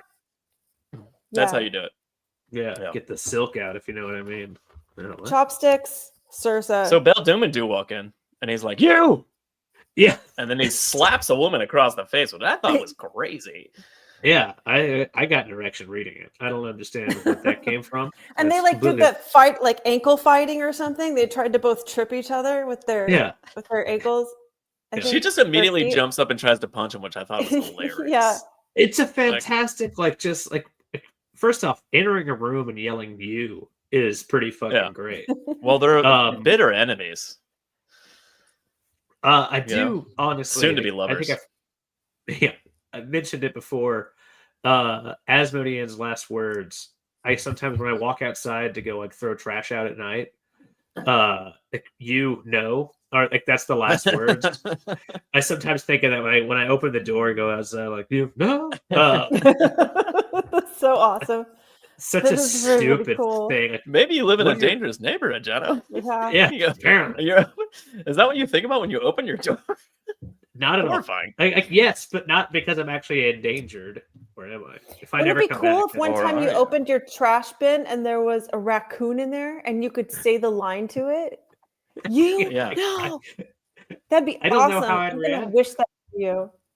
I'll be honest. The dumb roommate who doesn't pay rent of mine, she might try to adopt it. Like she'd be like I mean, they "Ooh, do it's stand a up and they raccoon." have thumbs. It's creepy. Yeah. You could rent a raccoon and put it in the bin for your dumb roommate to find. But slather chicken grease all over her face first so the raccoon comes out like this. What if it's not Does chicken that- grease? I hope she's not watching this. It's cum. Oh, Oh, don't worry, okay. she's dead. She'll be she's not. Okay. Okay. Dana said, "I hope we get a fun actress for Rendra." I find Rendra annoying as fuck. I mean, I Really? guess maybe in real life I wouldn't, like in the show. Yeah, I wouldn't, why? But like for some reason, I don't know. She just she's always popping in the room, just being like, just talking to them in the dumbest way. I don't know. She annoys me. I don't know why. Set the mood for.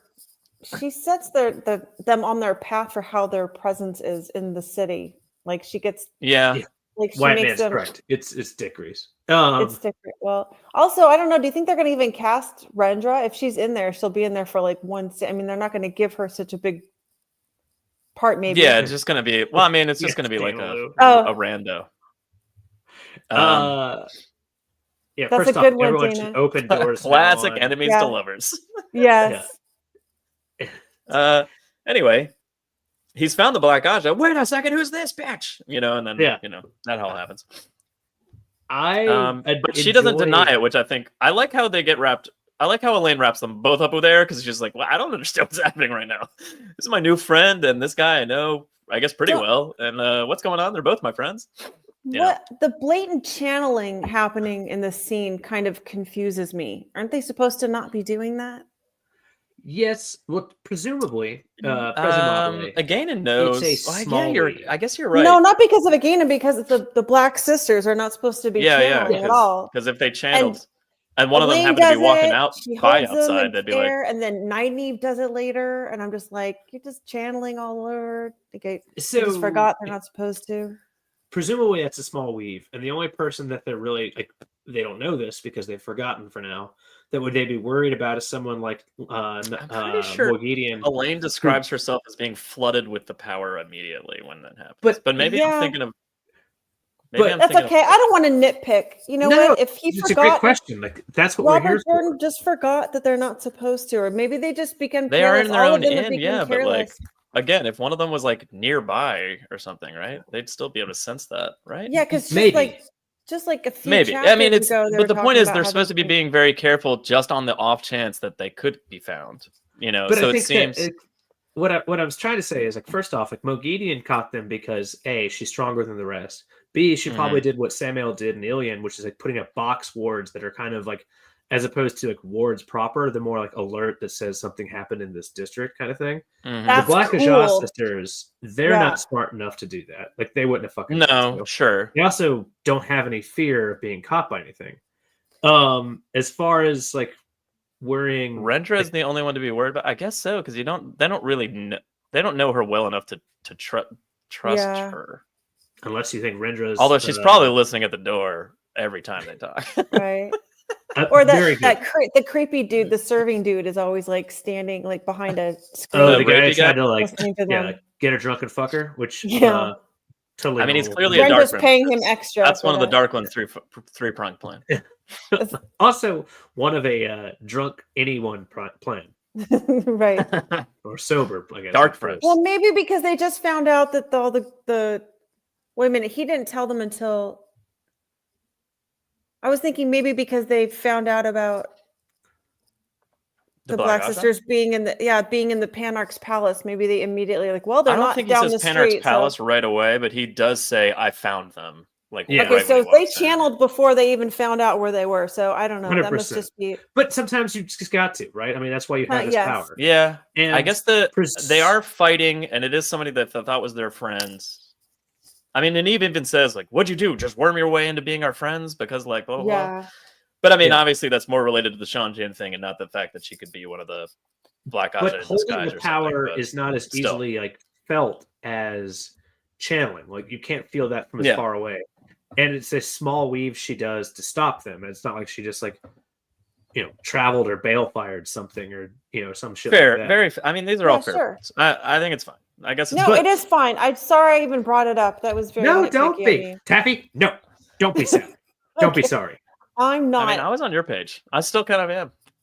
But it's just, I don't want to nitpick something like that. We have so many other fun things to talk about. It's fun to do. I really like how Nynaeve and Elaine are like, what the fuck do we do with her now? And then she's like, well, I don't think she's a dark friend. And then before they can even like discuss it again, it's like, of course I'm not. Like, and they're like, it makes me trust you a little bit more,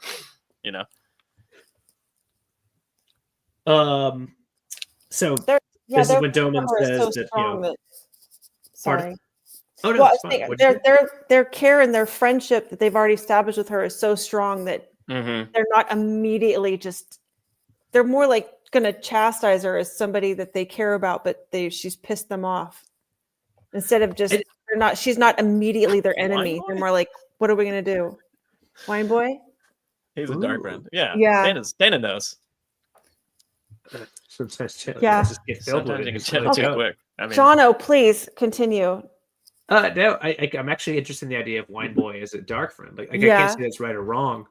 I don't think it's just he did try to roofie Elaine. It's not roofing if you don't use drugs. It's just alcohol. You just try to get her drunk. Yeah. Maybe you use roofies. I guess. Maybe use roofies. Anyway, let's stick on topic and not what the fuck I'm going to do later. Yeah, that was chapters ago. Yeah. So here they are. Like, so Doman comes in, or not comes in, but it's just like, hey, I found them. They're at the Panarch's palace. And they're like, well, what the fuck is this about? Like that doesn't make sense. And yet, actually makes they're listening, but they don't exactly confirm or like believe him. And then Julian comes in and says the same thing, and he's like, "But I have proof." And then he's like, "Oh, you didn't have proof." This dick measuring contest between Julian and Tom and Doman is so annoying and dumb. It's hilarious. It is funny, but don't forget what Doman also says: ice pepper bribes. I still feel, and I don't know what it is other than the fact that ice peppers feel like they're phallic objects and also terrible. That there's some weird sexual component to it, not just because they like just a little date rape. Rafe, okay. Seriously, are you guys? You share the same brain. What the fuck is going on? Yeah, I know. Yeah, Wyman Wild. Wildman, yeah. That's my alter account. Yeah, I know we've established that, but I'll never not be surprised. It's your alter account. But my favorite line here is when Doman comes in. He's like, "She do be Shanshan." Yeah, the woman do be Shanshan. Like the way he exclaims it, and it's like, I can only imagine how that must sound. Can one of you guys do it better? Because I wonder is he gonna be involved in Tanchico? Like they brought him into the show, but like barely. I don't know. I'm interested to see if like Tanchico kind of plays out the same way. Like we know Matt's there instead of I guess Julian and Tom, or maybe is Tom back in the fucking show? I don't. Maybe why isn't he? He might be taking all of them because his boat is ready. Lanfear has him waiting. What she thinks he's going to take in the show I'm talking about. Yeah. What did Lanfear do with Belle Doman at the end of that season? I can't remember. She gave him money because she was going to load the Quellandar onto a ship. She had like 6 of them, the discs. And she was, but then Ishmael broke them before she could do that. But he's got money. He's on standby at the dock, so maybe they all get to travel together. They could easily put Belle Doman in Tanchico in the show with very little explanation. Don't get me wrong. I just wonder if Tom is going to be there at all. I guess so. It's like, well, I mean, Matt and Tom on the way to Tyr is kind of where they're putting Matt in this season. So like, it would make sense if Tom was there still to reintroduce him, kind of thing. But I mean, Tom is confirmed for Tanchico. That'll be fun. Tom is in Tanchico for sure in the show. I do not know about Bale. No, I mean, he probably will be. I think Bale... Never use icy hot for lube. Oh my God. Thanks, yeah. That's exactly true. That is an important announcement. From the seat. Seals into the ship. So I agree. Yeah. I don't know, but she was too busy watching everything. I think it's just we introduce this character. Let's do something with him in the end of the season. Like I don't. The introduction to him was awful to my mind. Like there are it was random. But I like that they brought him in because they need him later at least. So like even if it's just like let's just shove him into the show because we need him later. Like I was almost like I'm just glad you did it. That felt ham-fisted to use a Wheel of Time reference. So they discussed Amathera, who is either one, a dark friend, B, thinks that Black Sisters are normal Aes Sedai, or D, she is their prisoner. Yeah, I love this conundrum because it's like 100% like extremely like, well, what if this, what if that? But it all comes down to we don't fucking know right now. So if she's a dark friend, well, we've got some problems. If she thinks they're Aes Sedai, we can undermine them because they're fucking dark friends. And if she's just being held captive, we can rescue her and cozy up. It's very like an interesting like trio of problems that you can't fucking figure out the answer to easily, though. Yeah. Doman will be the show's Bella. He just pops up everywhere at random and no one knows why. Oh, he's there. Doman lives. Doman That's Doobie possible. lives. Elaine's confirmed to sing in Tanchico? Maybe Islands. Okay. Random. Islands in the Stream. Yeah. That'd be good. That's a good one. That's true, yeah. Oh. Or Ice Peppers. Yeah. So Sandar mentioned that he was nearly robbed by someone who's pale blonde. So there's our good friend, the Seeker. Yeah. They decide to spend the night after undressing Igianen, putting her back in her shift, and then binding her, which in no way is like at least 3 people in the chat's fetish. It's just a little bit of bondage. It's fine. Yeah, just a little bit. I go to sleep with my hands tied behind my back all the time, Jono. Yeah, in no way a problem. And Nynaeve goes into Tel'aran'rhiod to kind of cap it all off. Yeah. And Elaine kind of real fast before the chapter ends is kind of like, why the fuck aren't you scared to Iganen? And she's like, I'm fucking terrified. She's like, oh, really? You don't look terrified at all? You seem to have your shit together. She's like, no, I'm fucking freaking out. On that note, did we skirt right by like why the fuck she was there? And that is like she's wanted to, like, she was kind of afraid of what the fuck like Aes Sedai. Is that in this part or is it later? She does explain that I was asking you guys about Aes Sedai because of the so we probably should have not glossed over that because that's massively important, obviously. It is, but also and then they're like, the surfing guy shows back up too. That's important. Yeah. That is an important bit, but we basically just said it. But like there is I mean, I guess there's a little more to it. But like what's her name? Iganen is just what does she say? Basically like I already let her go. That's the thing that we missed. Yeah. But like she basically is like, I've become friends with you guys, I feel. So like I've kind of seen the other side of the coin and I just let her go because I stopped caring about figuring out why. And I've learned that like, there's really a Soldan. She's already kind of forsaking the Shan-Chan is what I'm trying to say. Yeah. Yeah. And Soldan versus Damani, I guess the key that like realistically both can channel, one innately, the other, learnedly. But there's no fucking difference. And that's one, like, given time enough and like a little bit of effort. So it undermines the very fabric of the strength of the Empire, as well as the kind of facade of that they're reining in these terrorists that can, have an innate ability to channel naturally. Terrorists. Yeah, that was very emphatic. I picked up on that. That was. Thank you.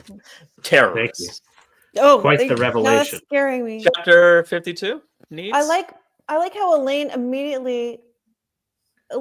good at like reading people and the way that they explain things. Like she's kind of like gets right to she can pick up on truths and stuff. And I agree. Immediately she's like, okay, she immediately believes her.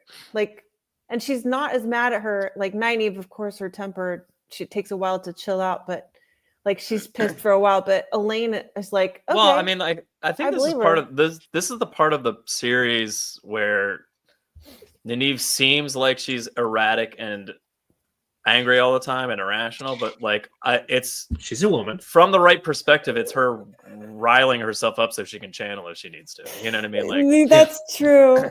Yeah. And she's a woman. And what Jono said. Yeah. Thank you. Clever point there.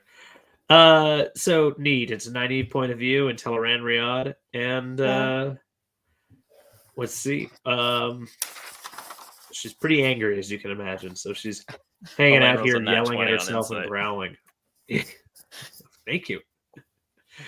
Roll. Taffy, say it. Roll. The L at the end is perfect. It's like a little bit of like a like a tongue flick. Perfect. Yeah, how do I even do that? I don't know how to roll. Roll. You have to go you have to add an to the end. Yeah, there's a little bit roll. of yeah. So Nynaeve is in the heart of the stone. Elaine trusted Wine Boy. Can her judgment be trusted? She didn't trust 100%. Wine Boy. She just didn't realize he was pouring wine into her glass nonstop. Good point, without her looking. Yeah. Also, that is a classic move of every dude on like dates 1 through 4 and 40. So like let's not undermine that. Let's not she tried fucking Tom thinking he was her dad. Her judgment is spot on. All right, her judgment with women is better. I don't think she's trying. To this day, I don't think she's trying to fuck Tom. I still think she's trying to fuck I don't see that. I have you and Tom argued with me like endlessly about that. over the course of Maryland like the or next Tom 3 books. I think she was mimicking something that her memory came up that she saw. I think she her thought mom of and like the Tom doing. mustaches thing is like she saw when she was a kid though. Well, but she also saw her mom probably sitting on his lap, and it was the only male figure that had any kind of warmth inside. And I mean, Gareth Byrne was there, but he was always like more formal and stuff. Or Bryn, sorry, Gareth Bryn. Gareth Byrne. Yeah, Bryn. Yeah. Bryn. Oh. So I think that's what that whole thing was about. Okay. Speaking as a woman who didn't grow up with a father, I know a little bit about that. Yeah. I know about fucking a man. Yes. She's like, you're like, I know a little something about this. I know memories can come up and you know. Yeah. And it should be noted, Otto has at various times. Otto Bennington, actually your father. And has a mustache that she pulls on. Yeah. I do. Yes, I do. Yes. Yeah. All right. So then now you guys know everything about me. Yeah. I'm married to my father. And I pull his mustaches. Yeah. Mustaches plural. Still love that. All right. Chapter 52. We've been in this chapter. Wait. I mean, we haven't started it. We've been we did. I have a lot of notes for this one. Then he finds the object that the black guys are looking for to hurt Rand with and tell Rand using need. That's a great synopsis. That was good. Perfect. Now I need you guys to. My notes are a giant mess for the next 2 chapters, aside from my awesome one-liners. But I need you to help me here. Focus up. What's what are we doing? Roger that. Let me try with another clip for another film. So Nynaeve's in the Heart of the Stone, which again, every single time they go back there, I'm like, why the fuck? Why are you? It's such a weird point. Like if there are like. I want to get an episode where I just yell about. They're even paranoid that people are listening to them when they're in there, and they feel like they're being watched, and they still keep meeting there. I don't understand it. Just meet in Emmons Field in the dream world in a little house that you once lived in or something, where no one really knows where. Well, they do get spied upon in Emmons Field once already. That already happened. I'm just saying, you could find a place. And there's eyes everywhere. Like that feeling is ubiquitous. I think. Yeah. But that being said, you choose a place that has zero value for you other than like the one time. Is a weird one. Right. Just visibility wise, someone could be like around the side of a column and like listening. Because I don't know if you saw the side of book 3. The columns are huge. Yeah, Ishmael's face is just hanging out. He's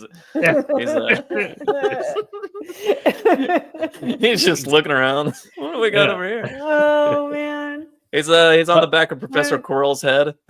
Yeah. Unwrap it. Oh my god. That's not book 3. Do it. I got that one. Yeah. Okay. What? Everything's a rip off of Harry Potter. I know, but I don't know. It's good. They combined book 3. Meet in Natron's Peril. Yes, it'd probably be fine there. It'd probably be fine there. Yeah. The meeting never happened. Bail fired right off the calendar. Just got right out the calendar. Did we have a meeting at noon? No, it's gone. No, it's gone back in time. It'd be so much fun. It's gone back in time to the point when it never existed. So yeah, so she's in the Heart of the Stone anyway.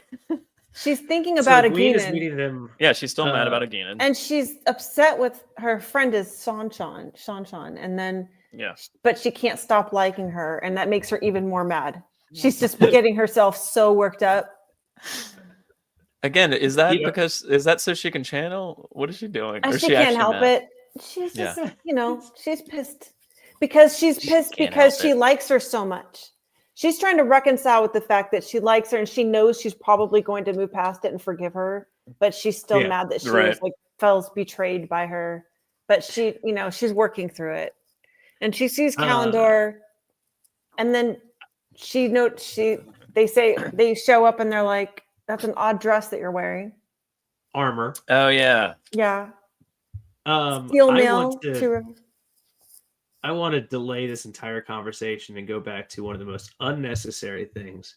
Do you remember that time, Joe, and maybe Taffy, you would remember this conversation as well, where we had this long-running theory, right, like 10 minutes, that Robert Jordan just had like an argument with a neighbor named Sean Chan. and just immediate again. That's like wrote him into the. I do remember culture. that. I almost brought it entire up when culture. she said Sean because I was like, I'm pretty sure it's Sean Chan. I do remember that. I totally It's remember just that. the stupidest fucking It's the theory. best. It was so funny. I hate that guy. I'm gonna put his name in So the book, perfect. and they're gonna be a civilization of slavers, and everyone's gonna hate him. Gonna ruin Sean make Chan's my- name for the rest of his life. Calm down. my Jordan Calm Con down, ID to say Jim. Sean Chan. It's Incredible. stupid. Anyway, It's but no, so you were doing a good. wonderful job. Like we and Kind of Amy's and pretty- Bear arrive. Yeah, and Nynaeve is he's dressed in back. armor, but that's You know pretty that's your awesome. last name, right? Nynaeve's dressed in armor is the last name. No, Yeah. back. Bear's name. Oh yeah, sure. Yeah. She's got That like makes 30 sense. kids Thank from you. unknown dude. Mhm. Yeah. So Egwene is there. They're from the saddle because they are doing. They're kind of like half sleep dreaming to get there. It's very, again, Egwene's learning her shit. Yeah, that's Yeah. fucking Also- crazy. I would never be able to fall asleep on the back of a goddamn horse. What? That's It's what you insane. think. You should try being on the front of a horse, getting penetrated. I heard you talk about Yes, Sean you Chan should before, try you're that. probably right. You should try that, John. Joe. I oh mean, my Sean God. Chan is, What? he's Sean, real. yes. Sean Chan is. Anybody Yeah. check the Charleston phone book? That's a great question. It's such a funny idea. Why, Vincent, you've never No, been drunk on the he range? got- I guess I haven't. Oh true. my gosh. He got shamed out of Charleston. He had to move Sean really Chan far had to away. move to the West Continent. That's Yeah. what happened. It's just, so there is a quick discussion, and then there's this mention of, well, maybe he should just make sure that he knows to read what Elaine wrote. And again, I brought it up already once this episode. Motherfucker. Again? Fuck me. Fucking so goddamn annoying. Yeah. So Nynaeve is asking about what to do with the Pawnark because she doesn't yet know whether or not she's good, bad, or indifferent. And like, can I bring her into my dream, which is of course evil? All right. What can I do instead? Can I, do this need thing? Like how, pretty much what the fuck can I do to figure this out? And Yeah. that's what Elaine. They kind of have a quick argument right in front of her about whether or not she's capable of doing it, or they should do it. And Egwene's like, "I'll do it," and she's like, "But your need isn't as good as hers." Yeah, or whatever. I'm like, "Isn't it?" They're kind of on the same mission still. No, but I don't guess think it's this more. is I guess it's more. Yeah, Nynaeve's in the it's situation much more literally, personal. but yeah, it gets much more personal for them. I'm just saying the Plus- Black Aja thing was Egwene's thing before she got beelined into this new direction by them. It's not like it's not top. It's not tip top in her head, I guess, in terms of priorities, but like it's still high. But I think that's a conversation And that she's we've done better. a couple times of like how weird it is that Egwene, like, hard on for Aes Sedai to be an Aes Sedai, hard on for this, or I guess kind of more of. She just moves on to the next thing to learn before she's finished learning the first thing. Yeah. I guess a wet on. Yeah. Is that right? Yeah, that's it. I for that, and then all of a sudden just takes this massive, like, east turn and goes to the Aiel, and there she kind of, that's her hard on for learning that shit. It's both in character and also not, considering how like goal oriented she is. But her goals can switch so easily, which is very strange. She wants to know everything. Well, got some bad news. She's gonna die before she's 20. Everything. It was Bad dark, news wasn't to it, you, Taffy? Egwene. So sad. Too bad. Bad news. She's gonna die. Yeah. Anyway, Hey, spoilers So- for all of the books. Yes. yeah, For the entire series. So anyway, in 7 days, when they agree to meet again, Randall declared himself the Karakarn, and Elaine and Nynaeve will have defeated the Black Aja and gotten whatever the fuck is out. Both true, minus the fact that their disposal plan for the Adam doesn't really work as well. So Nynaeve starts doing the first need, dumb pun, Yeah. immediately finds Amathera doing body songs. Fucking love that. Again, Yeah. I absolutely love this weird plot that she's just having to sing sex songs. What's going on? Are Intel Ranriad? Yeah, that doesn't make sense either. Which proves Like, that one of the guys had a lead about that. One of the people that worked in the palace Tom had did. said He that was they like, heard- I heard this. Yeah. I was listening to this dumb fucking rumor, and I actually found myself listening to it. And what an Yeah. idiot I was to do that. And then he's like, and then It's the later on, only it's one like, that's right. this was happening. This was Yeah. actually happening. Yep. Well, the other one was that she takes ice peppers and shoves them up her pussy. So that's awesome. Again, 2 for 2 on the rumor mill.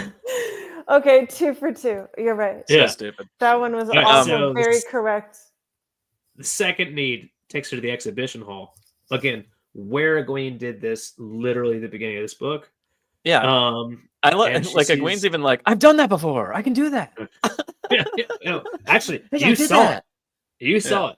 You just didn't know because you didn't So know it's what you were doing. Morgidian in her Streath gown. And for whatever reason, I don't know if we ever see an example of this again.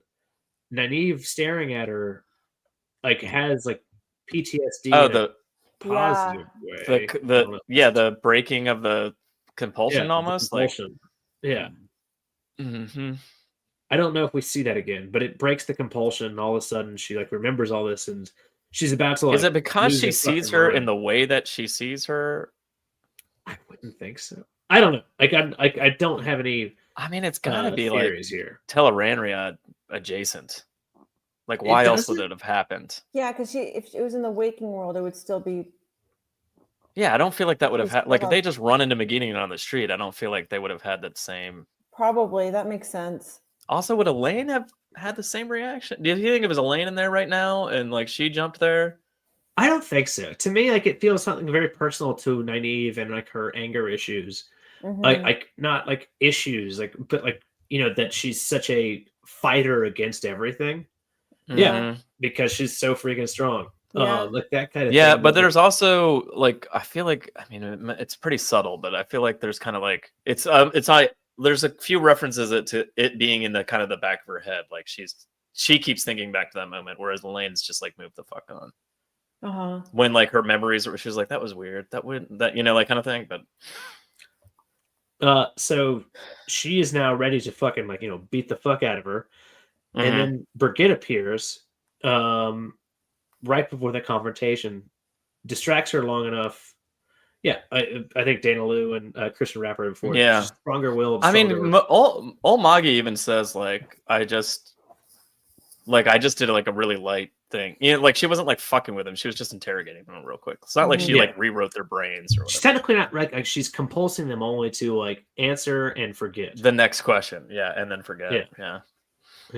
I do think it's weird. I mean, yeah, I guess it's just the. But there is no, as far as I can remember, no other example of this shit happening. Yeah, And maybe I've been told to forget though. So It's possible. that's what it true. is. I would But never anyway. do that to you, John. I would. I have. just, But forget this too. And you did that.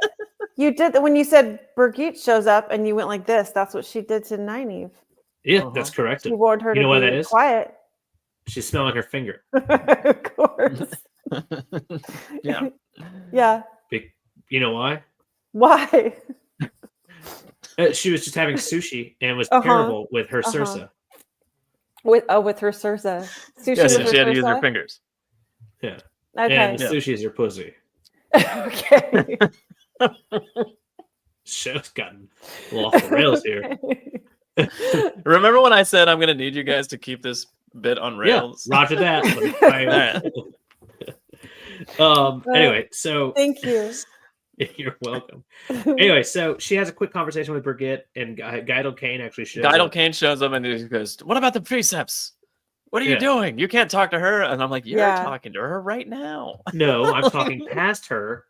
You're an asshole. So Anyway, Guidel they Kane, argue as we learn, is shortly, but like, extremely ugly man.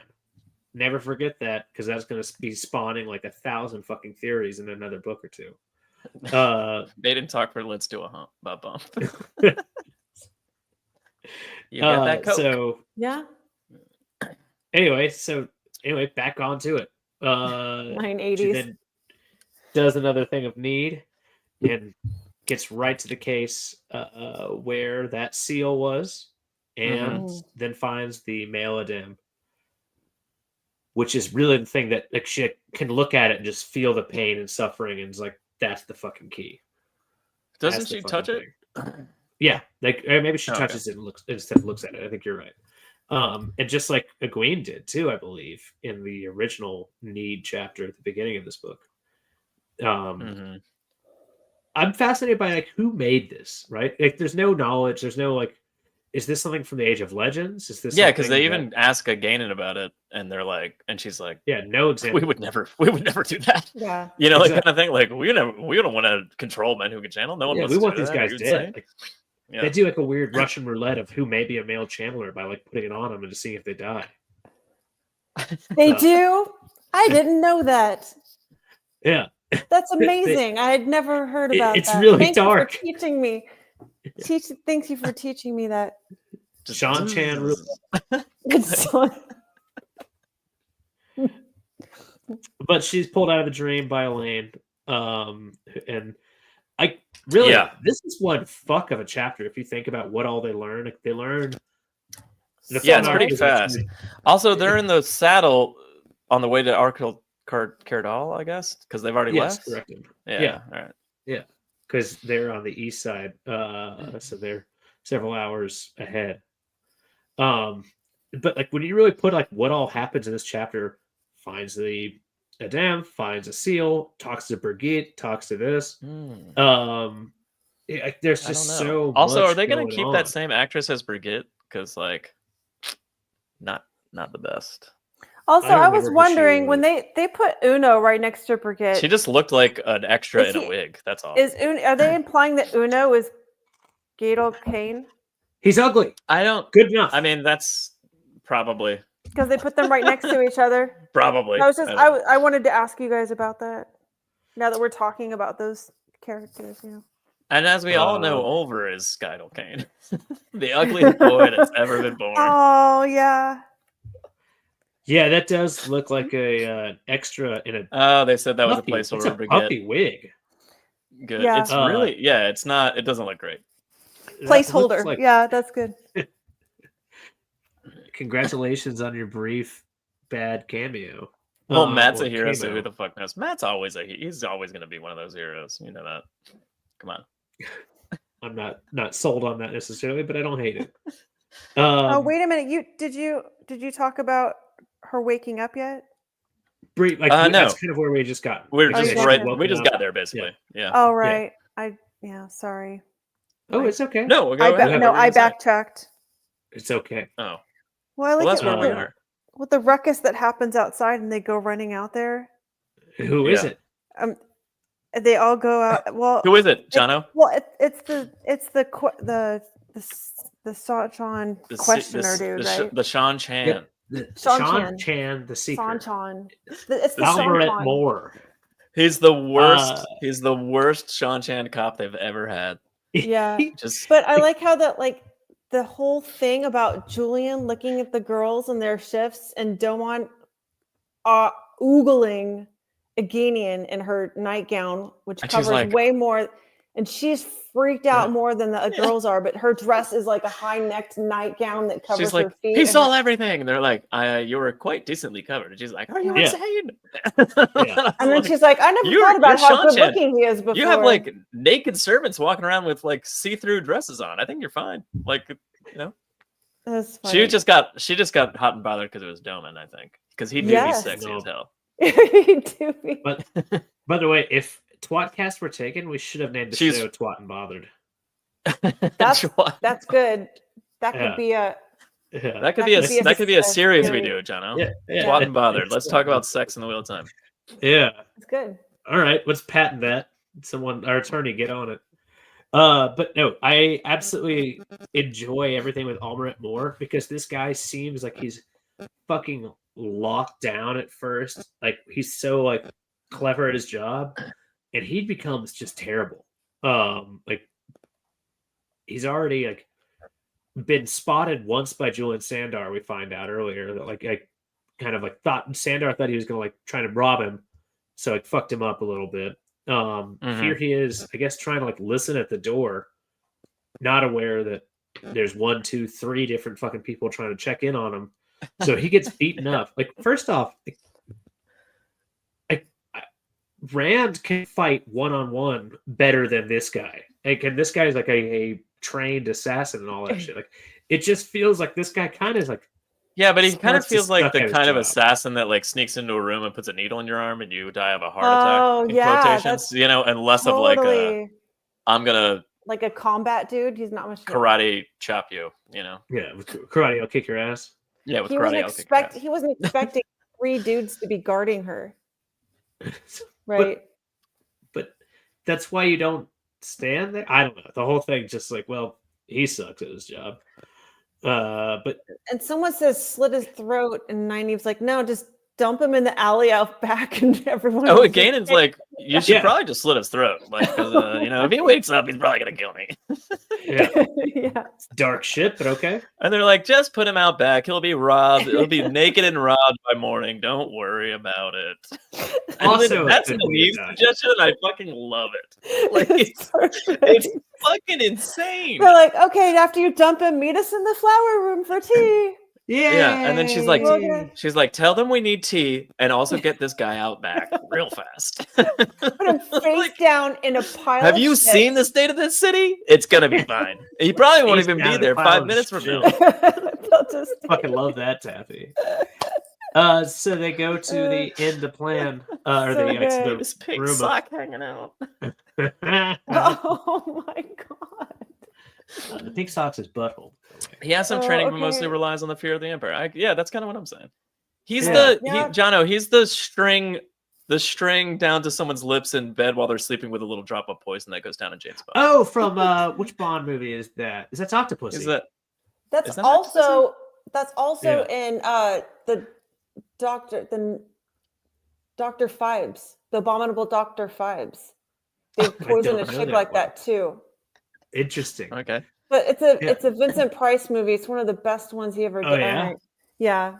Okay. It's not exactly like that. It's a variation of that, but I'm it's just through saying that's big the kind of drill hole. assassin he is. He's not the one that's like, you know, Totally slitting yeah. people's throats. I think he's like, I got into the room Sneaky. quietly, put poison in her glass. No one will know, and I got back out. You know, kind of thing. I believe it's Octopussy though, because the girl he's sleeping with dies, and then the guy with the chainsaw or the saw thrown on a fucking yo-yo saw. If you remember, Yo-yo buzzsaw? It's my favorite. Yeah.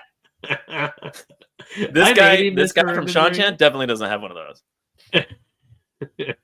Yeah, saw. He is throating people's slits, though. That is true. Oh. All right. Well, we're past that. Afterwards, Are you oh ready yeah, to move yeah. on to 50? Are you ready to 53? Yeah, they Taffy, just or no? they basically real quick just say like they just start discussing about like how they're going to get into the Panarch's palace and blah blah blah. But Oh, like, I just realized I'm an idiot. I'm not ready to move to 53. Last thing I want to say is that I really love like this planning session is very like similar to my mind as the same planning session in Basil Gill's. You know, like when Moraine just appears. Like I don't know what it's a perfect like you know fantasy story.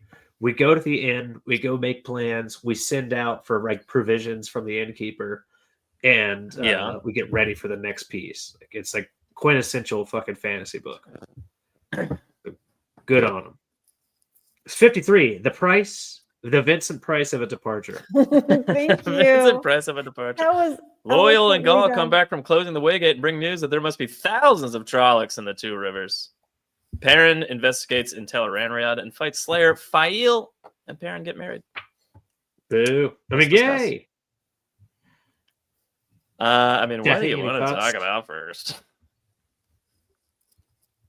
So they've been stuck in like This guy had a really name. Johnny, you said his prestige. name. What's his name? Yeah, Almaret Moore. Oh, thank you. Like, so they've been stuck in a siege. Discuss Really, yourselves as door-to-door sex toys. Man, that makes sense to me, Beach. Like I would, although I'm not sure that's great custom for Rendra. Yeah. yeah.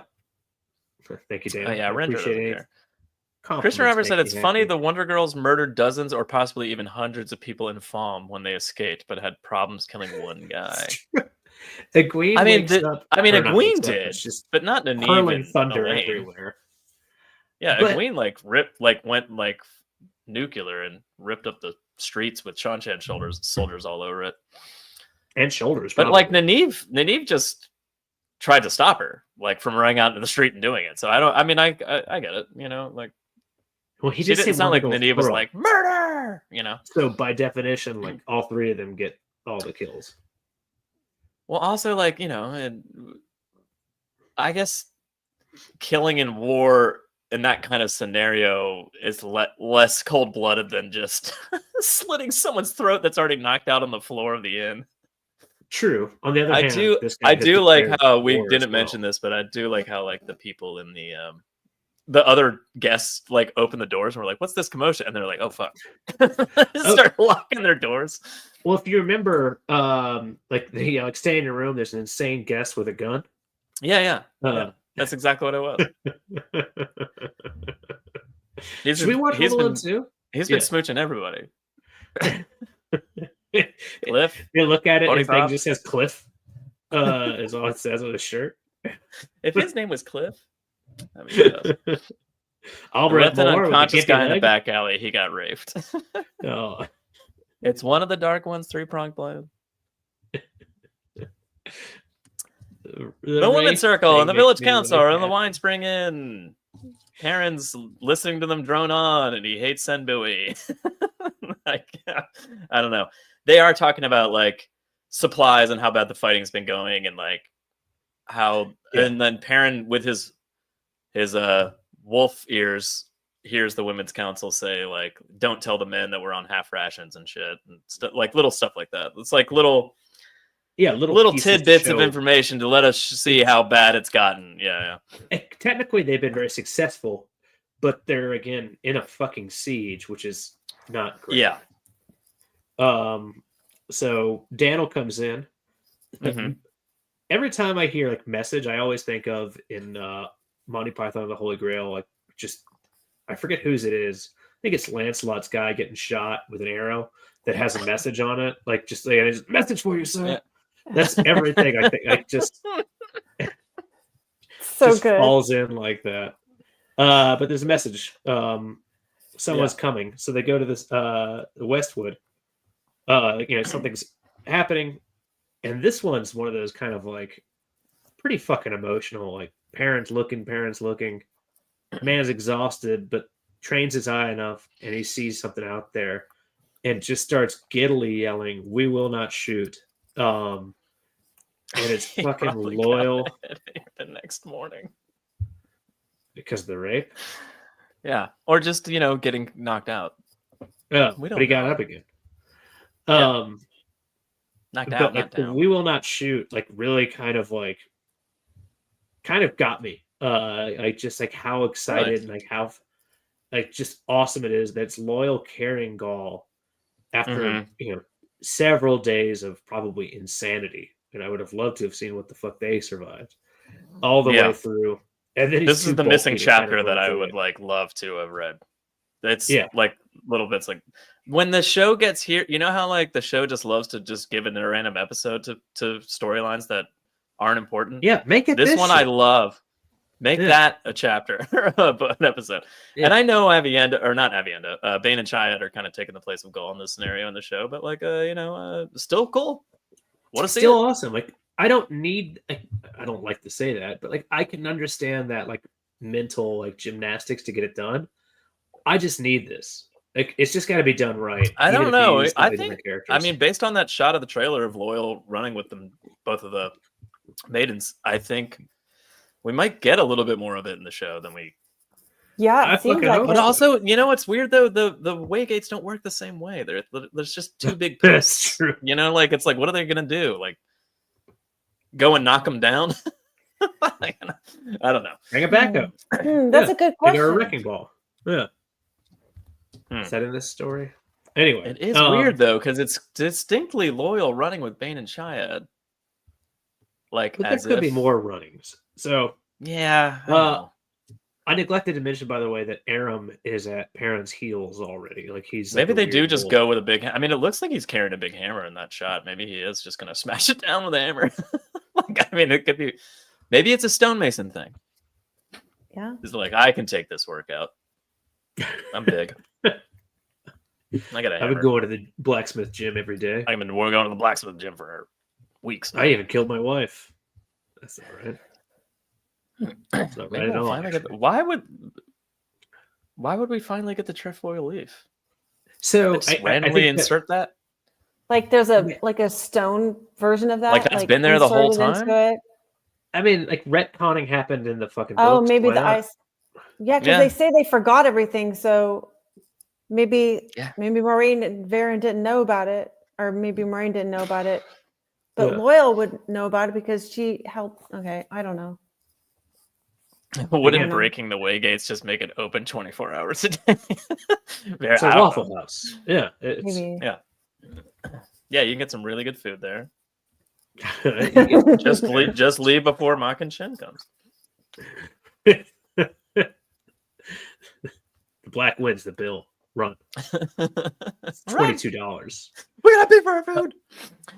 So the Waygate, they closed the Waygate 4 days ago. They've seen thousands of Trollocs, and like Gaul is fucking concerned.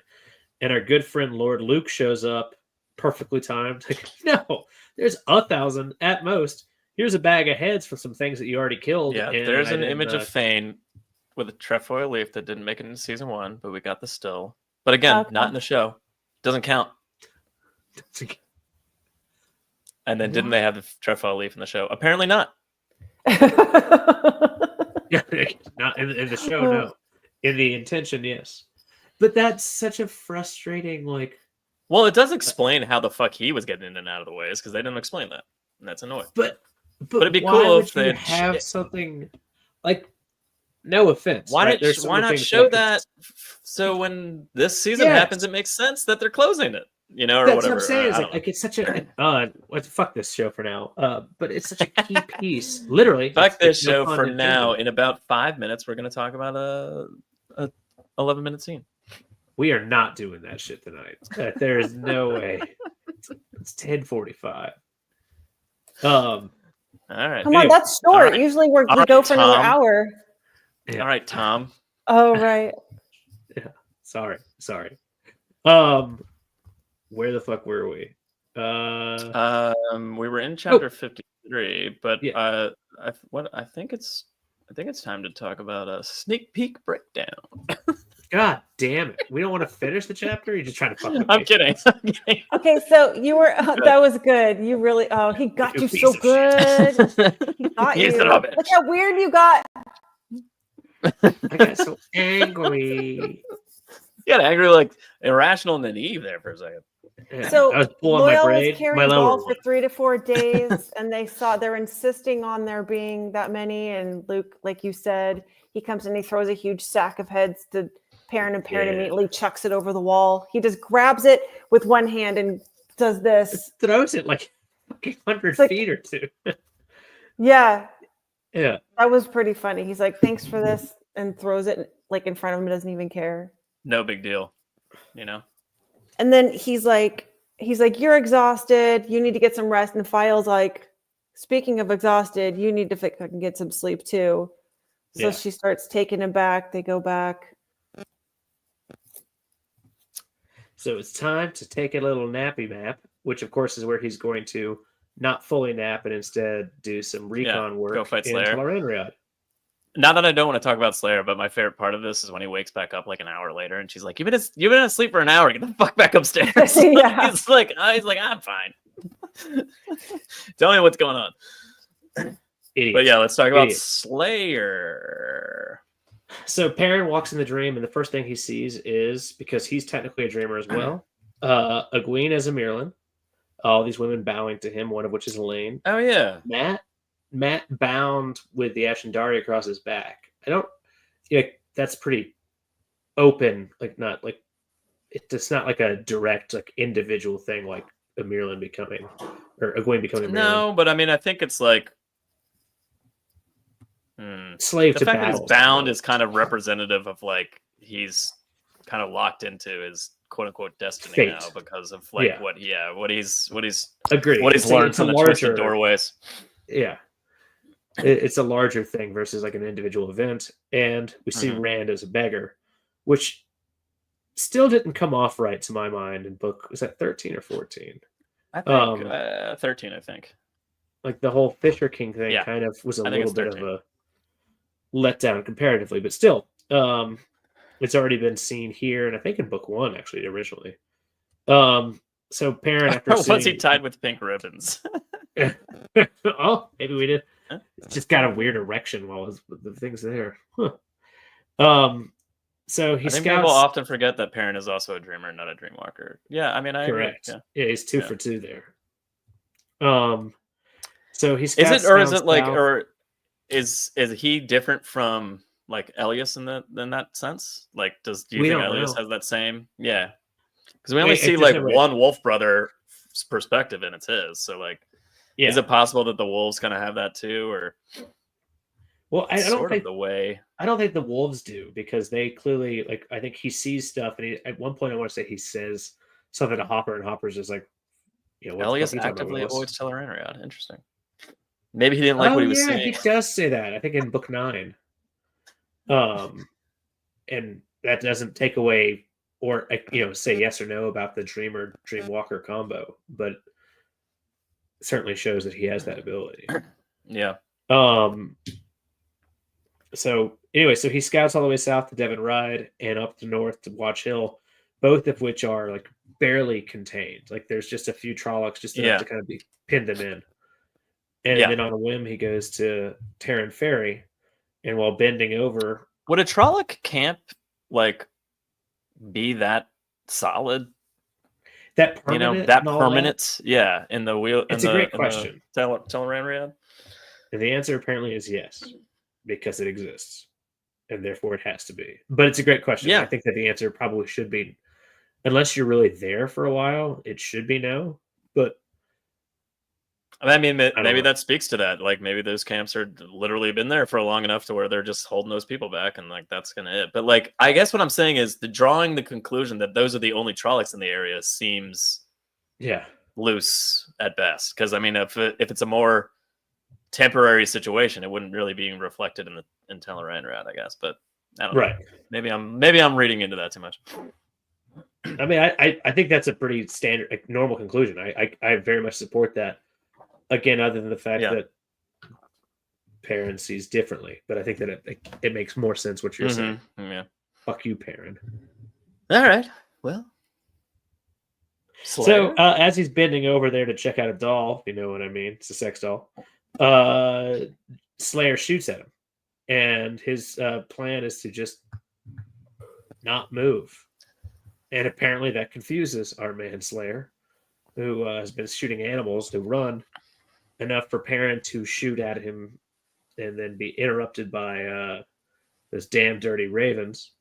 And so he shoots him and then just wake up at for whatever fucking reason. As Joe mentioned, an hour later is all he gets to sleep. And all of a sudden, here's a commotion outside. Ends up, for no reason whatsoever, Lord Luke has galloped off on his horse with blood streaming down, a bandage across his chest. So hilarious. What a pussy. Weird way he can't take a shot to the chest. My wife sure can, I'll tell you that. Before she died. See, that's what I mean. He can't take that? Fucking asshole. What a bitch. Slayer's a T-Rex? Don't move. You know what's that? With that singer. Oh, okay. We joked about that. Not Slayer. Was it Slayer? It was, I just listened to this podcast. This is someone else that, like, you just don't move. And like that's what he needs. Is it the gold? No, it's not the gold. I think it's Guidal Kane. Maybe. Wait, Guidal Kane? I think it was the Guidal Kane beads thing. Or like in that scene. We were joking about, we had this really long joke. I almost like pulled it out as a tWoTcast history thing. But we had like a really long joke about Jurassic Park. No idea who we were talking about though. Maybe it was Slayer. Anyway, I mean, we'll go with Slayer. Why not? Although, Yeah. Go back and listen. Go back and listen. Oh yeah, I'll hurry up and do that. Yeah. Okay, thank you. Well, wait, dear. So he, he's now. I don't know if you heard everything, Joe, but he's jumped out of Tel'aran'rhiod, finds out that Slayer's galloped off into the night, or Luke. It's weird to me that like they both smelled cold and inhuman, though in different ways. But he never put one and one together. The fact that they don't smell human. I mean, I guess you'd still, even if he did put it together, you'd still need like proof, sort of, to believe that. Because like, why would he? Like, they look nothing alike. Like, True. I mean, working together might be a rational like conclusion, but like the same person, I don't like. There's no reason why he would draw that conclusion, right? I can't disagree with that. But the thing is, it's weird the idea that you smell inhuman, and I'm assuming that he's never made that. Well, he comment just before describes it anyone. as cold.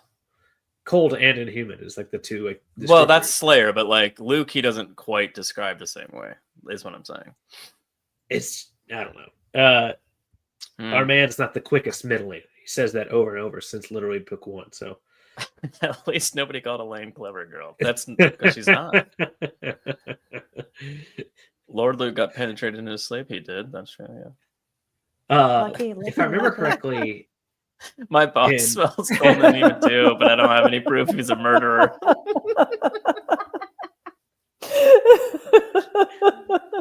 Maybe shoot an arrow through his chest. Yes. See what happens. Let us know what happens. Yeah, and then your father goes running out of his house. wait a minute. If I remember correctly, in book 14, the greatest rapist at one point is looking at Elaine holding a velociraptor claw and just doing this across her stomach, talking about like how he wants to eviscerate. He's describing, like how great of hunters they were. Yeah. He should have at least suspected. Should he? Why? Why would he think they're the same person? Why would he think that? Again, like working together, sure. That's a logical conclusion. But he doesn't know that. Yes, he does. He has drastically changed his axe to his, to a hammer, that kind of thing. See, look, Joe was so afraid of my argument, he ran away. I know. Pussy. You're right. Yeah, he is. He knows that you're right. Yes. Well, I don't know what part of you were, because I kind of don't expect Perrin actually. I understand why Perrin did not.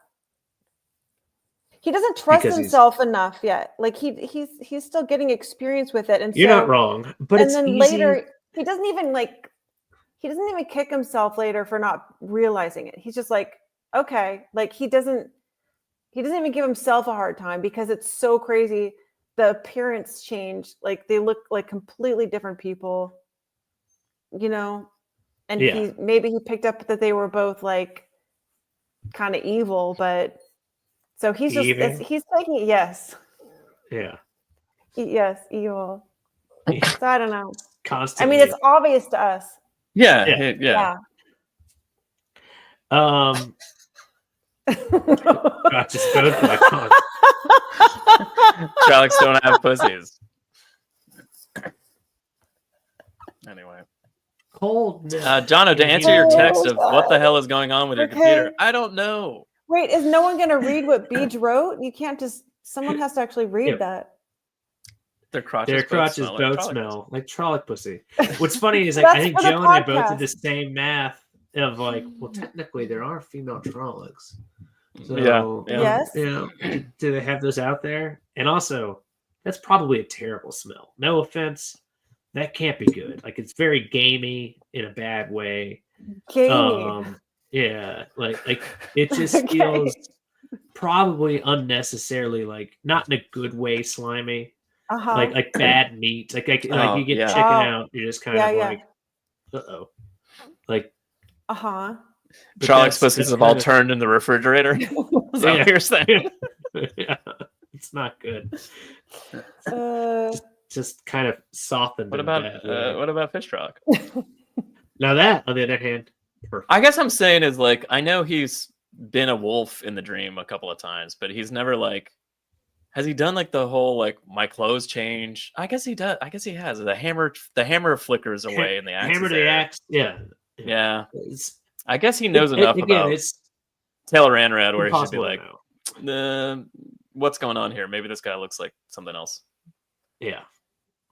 But anyway, so now that he's awake after Luke has galloped off into the night, in which case, also people should be confused why this guy goes off on like one-on-one missions, comes back with a dozen heads. But what can you say?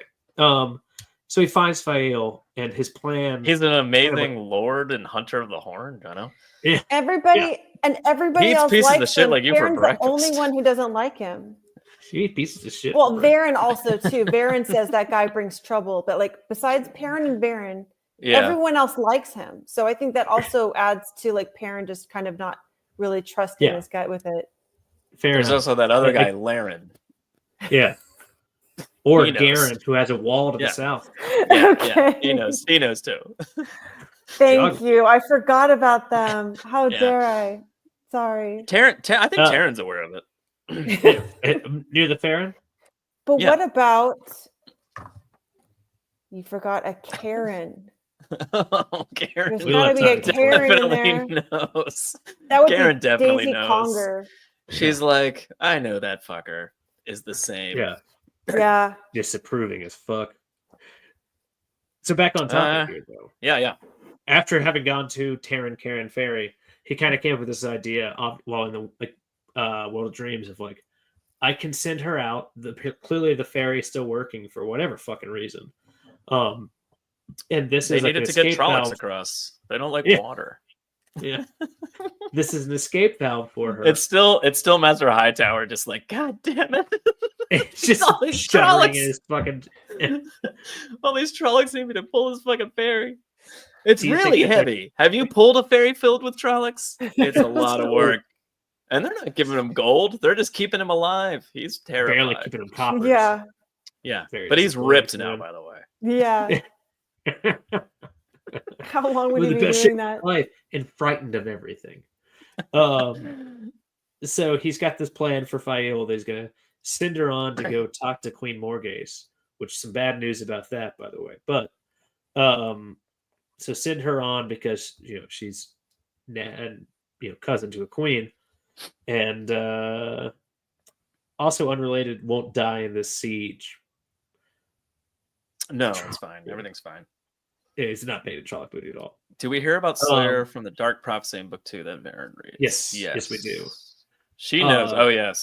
Kristen Rapper said Varen knows that he's a dark friend, though. Yeah, I mean, but she's also playing off the fact that she knows. So she's like, seems dangerous. Right. Yeah. I'd forgotten.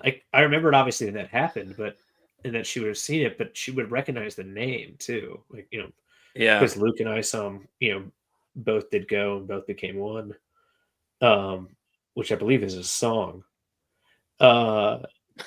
When two become one, yeah, it's Spice Girls. Yeah, it's beautiful music. So, also Chayad's love affair with Gaul is now in full flow, as she probably is too, because she looks up like I don't want to go. She's not going to leave with her. Oh yeah, parents I need you to leave. Here's your mission, and it's believable and enough that I think she might have even done it. I'm like, all right. It's logical. Well, she and it trusts actually him makes too. sense. But I know what you're fucking doing, kind of thing. And that's when Chayad's like, oh fuck no, because she doesn't want to leave Gaul, and he's like, I don't understand what's going over there with those two. Because his parents really smart. Yeah. But then she's like, we're not going. Don't worry about it, Chayad. Yeah.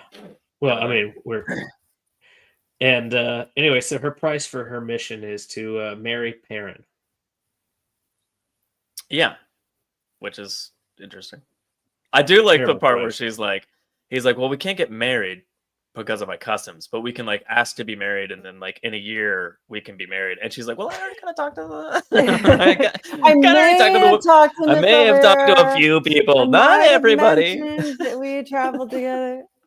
I love that he's like, I'll happily get engaged, but I don't know if I really want to do it. I mean, yes, I would love to. Do you think they've had sex yet? No. I think that's correct. Only in Perrin's dreams. Which, yeah. Yeah, but in his dreams, she's a she-wolf and he's human. And so And it's he's got that long. Oh, I was gonna go the other way because then he's got that long tongue. If he's a wolf. I thought he had a long tooth. Oh, that is his name. That's Elias. What you definitely want to find is long tongue the wolf. Like that's the girl. That's the village bicycle, or the clan. No, the Christian path rappers bicycle. Just flat no. Just a no to everything. No, Just a blanket no. Gall says, "Smell my finger." Baron just looks at him dumbly. He doesn't know what. He doesn't know the handmaiden or the maiden hand talk for wash the spears. Circe. Yeah. No, this is Circe. This is Circe. Sorry. Yeah, Chopsticks. This is Circe. chopsticks. Yeah. Circe. We all remember that. So stupid. Okay. Good work from us. The question is, will we continue to remember it? And the answer is no. No, Probably. we're gonna have another half drink after this and forget things.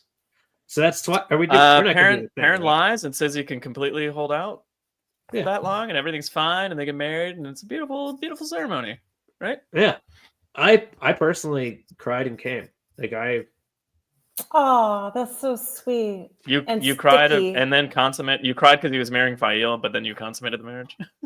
That's correct. Yeah, That's really that's a very big commitment as a fan to One salty participate. I said that, Christian rapper. yeah.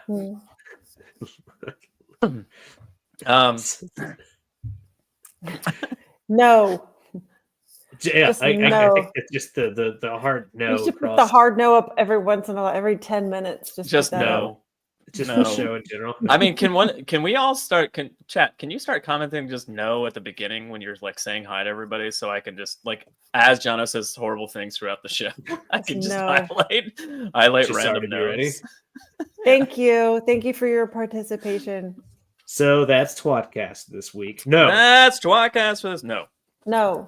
I guess Jono's so adamant about it. We'll talk about the sneak peek some other time. He really wants to talk about. He wants to for like an hour cover it. I guess we'll do Who it. wants to cover that for an hour? I do want. If we're gonna do it, we're gonna do it No. well, and that's why I don't do it very often. No. No. When are we gonna do it? Next Well, week there's there's gonna be next- more news. Well, then we cover all of it. Just 5 Oh. minutes. 5 minutes. 5 minutes.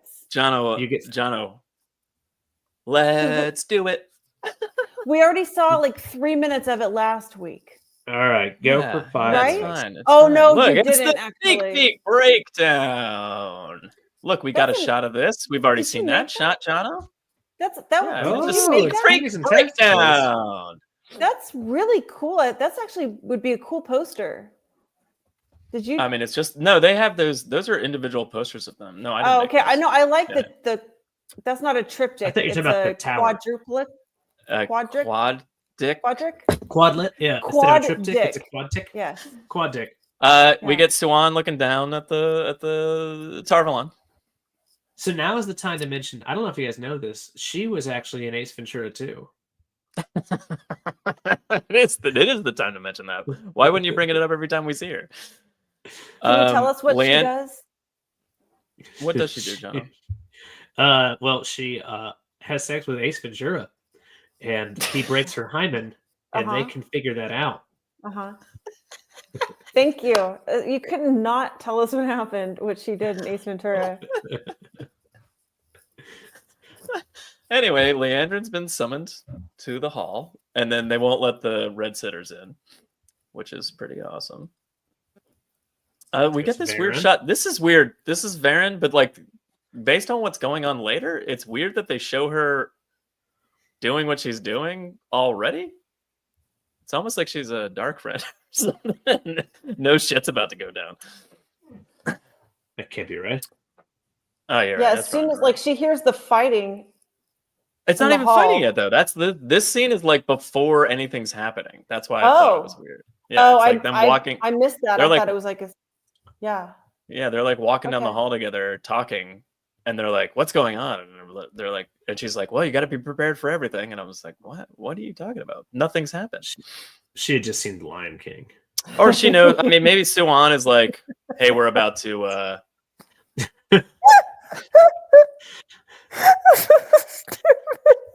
Thank you. Maybe she had just seen Ace Ventura. Yeah, it could be a big my God. mid-90s.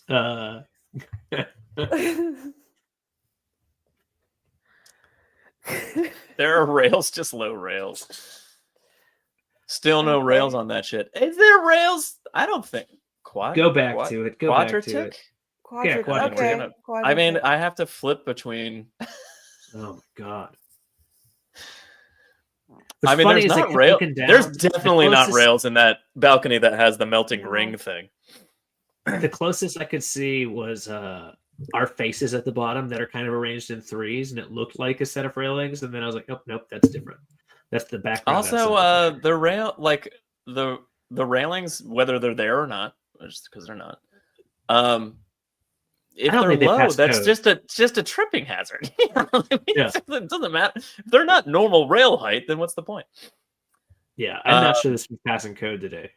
Yeah, so Liana says, like, you can't come in, it's just this, which I think is weird. So there's a weird thing here, Taffy. I don't know how you feel about it, or like what, I don't remember what the rules are, but basically they say, like, we have a quorum, so like they keep the red sitters out of the hall because they're just want to interrogate Leandrin. But like, they only do that because it's a secret. In the books, like the hall meets in secret, and they just get the minimum number required. Like if the hall, if a member of the hall, a sitter of the hall, like finds out that they're sitting, can't they just walk the fuck in, whether they're supposed to be there or not? I don't know. I feel like it that's doesn't make sense to me. Yeah. That's all. I have no. Yeah, we don't have a copy of the tower. There's laws. rails when Suwan is looking down. Okay. Yeah, I don't know. I don't know. All the whites are black sisters? Oh. Yeah, they're kind of. Gotcha. Oh, okay. I didn't catch that. That was rackest. Anyway, what do we got? So, all right, yeah, we got Leandrin meeting Suwan in the hall. And then basically Leandrin, before getting accused, kind of like... Shakuz. Kind of accuses, yeah, that's what she goes... I'm glad you called me here, Swan, because I want to accuse you, kind of thing. And I'm like, all right. I did. Taffy, what do you want to talk about in this little bit? Why aren't you calling on me? Because you haven't seen Taffy. Oh, okay. Well, when she did, I'm pretty sure everything Leandrin said was completely true, by the way, as far as the show goes. Basically is, I think. Yeah. But then, so I was kind of wondering what was going to happen there. I mean, she was skewing it in a way that made it sound way worse than it was. Like, she's like, she's met the Dragon Reborn. I'm like, she was, but she imprisoned him.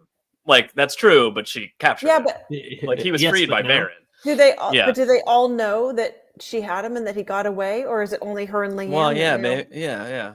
And I think so. It is clever that Swan's just like, doesn't say that's true or not true. She just goes, "You're Black Asha and you can lie." Yeah, she just really quickly goes like, "Yeah, I'm not confirming or denying that, but you're Black Asha, kind of thing." And you so can lie. like, okay, that's an aggressive, great response. It's a great defense. Yeah, they bring Nynaeve in to give proof, which I think was interesting because, like, I mean, if anything, a Gween would be better proof, right? Or is it because she's accepted? Yeah, maybe that has a higher level of... Or maybe Egwene's already left? No, but Moraine's still there in the city, so that doesn't make any sense. Maybe she didn't let Rand go. She tried to stop him. Yeah, I mean, I think that's all true. She just didn't... Yeah, but maybe she didn't tell anybody what happened. Even that all being said, I think it's interesting that she very much, like, left that off to the side. Yeah. Nynaeve is accepted. That the only reason she's just accepted versus a novice? Well, maybe they also... There's got to be more. Also, either one of them could still lie. So, why is that such a reliable witness against an Aes Sedai? Accepted. Yeah, whatever. Member of the whatever. But I guess the point though being that Swan said you sold her to the Shanshan and she can't lie. So, there's that. She's far stronger than the power which commands respect. Oh, that's true. Yeah, that is true. Such a dumb thing, but true. Yeah. Nynaeve also had that talk in the ways with Lanfear. Yeah, that's true. Okay. All right. Well, basically, we got Suan standing up and accusing her and putting her in a ball of fire, which I think was a little harsh. That feels like a weird punishment, considering. I mean, you think you're that's too being much? accused, but you're not like convicted yet. And she's just like, "Fucking burn, bitch!" And I'm like, "Holy shit! Can we slow down?" Is that like, a full like immolation? Like, does she get hurt and die, or is that just no? Well, as it progresses, she's getting burned for sure. Like she's getting like cooked, and then there's definitely like blood coming out of her mouth at certain points. So it's pretty fucked up. Yeah, but she kind of like, I mean, she gets healed by one of the Black Aja sitters that are like coming to her rescue, kind of thing. Okay, so it's kind of like how she gets fucked up. Let's put it that way. She's on the ground, not moving after she drops. Is it book 2 where Marv is electrocuted? Yeah, that's basically what it was. It was yeah. It's the same shirt 1 or 2 weeks later. Yeah. So she was healed by the. She's feeling up. Yeah. Oh, maybe Nynaeve gave testimony holding the oath rod, but it's not on screen yet. Okay. That can't be true. In the trailer, you would see everything. Well, it's not a trailer. It's funny how Jono is edging the video. Just had his questions answered by watching it. Joe sent me the video to watch yesterday or the day before. And Wendy did too. Yeah. Dummy. Yeah. Didn't do it. That's okay. We'll just tell you what happened. Yeah, which is weird. So they go down. Now the fighting has happened, and Varen goes downstairs to be like, "This is the 13th suppository. The Amerlin told me to look after these objects." The 13th what? Suppository. Just, fuck yeah. That's a lot of suppositories. Quite a rectum you've got there, Joe. That's Not impressive. The first time I've said that, yeah. As more of the fighting is happening, let me see. Do I have any of the fighting shots? Oh, yes. Someone was menstruating. John, I wanted to show you this. There's this bitch gets cut in half. It's fucking amazing. I was surprised. That is Wheel of Time gore right there. It was a buzzsaw on a yo-yo string. Sliced her right in half. This is pretty good. I wasn't expecting that. And then that other people die. White sitter dies. Nynaeve tries to channel, can't, and she gets crushed by some rocks. What else do I got here? She does. Yeah, she's got a real matte scene in this. Like the columns crumble and just crush her under a rock, and I'm just like, are we not going to see her this whole season? Oh my god. Anyway, we get more Maxim and Ivan. You know, of course. I like them now. I like them. I like them. All right. They're doing good. You know, they're talking to Alana in this trailer, too, don't they? They are my on one the way problem. In.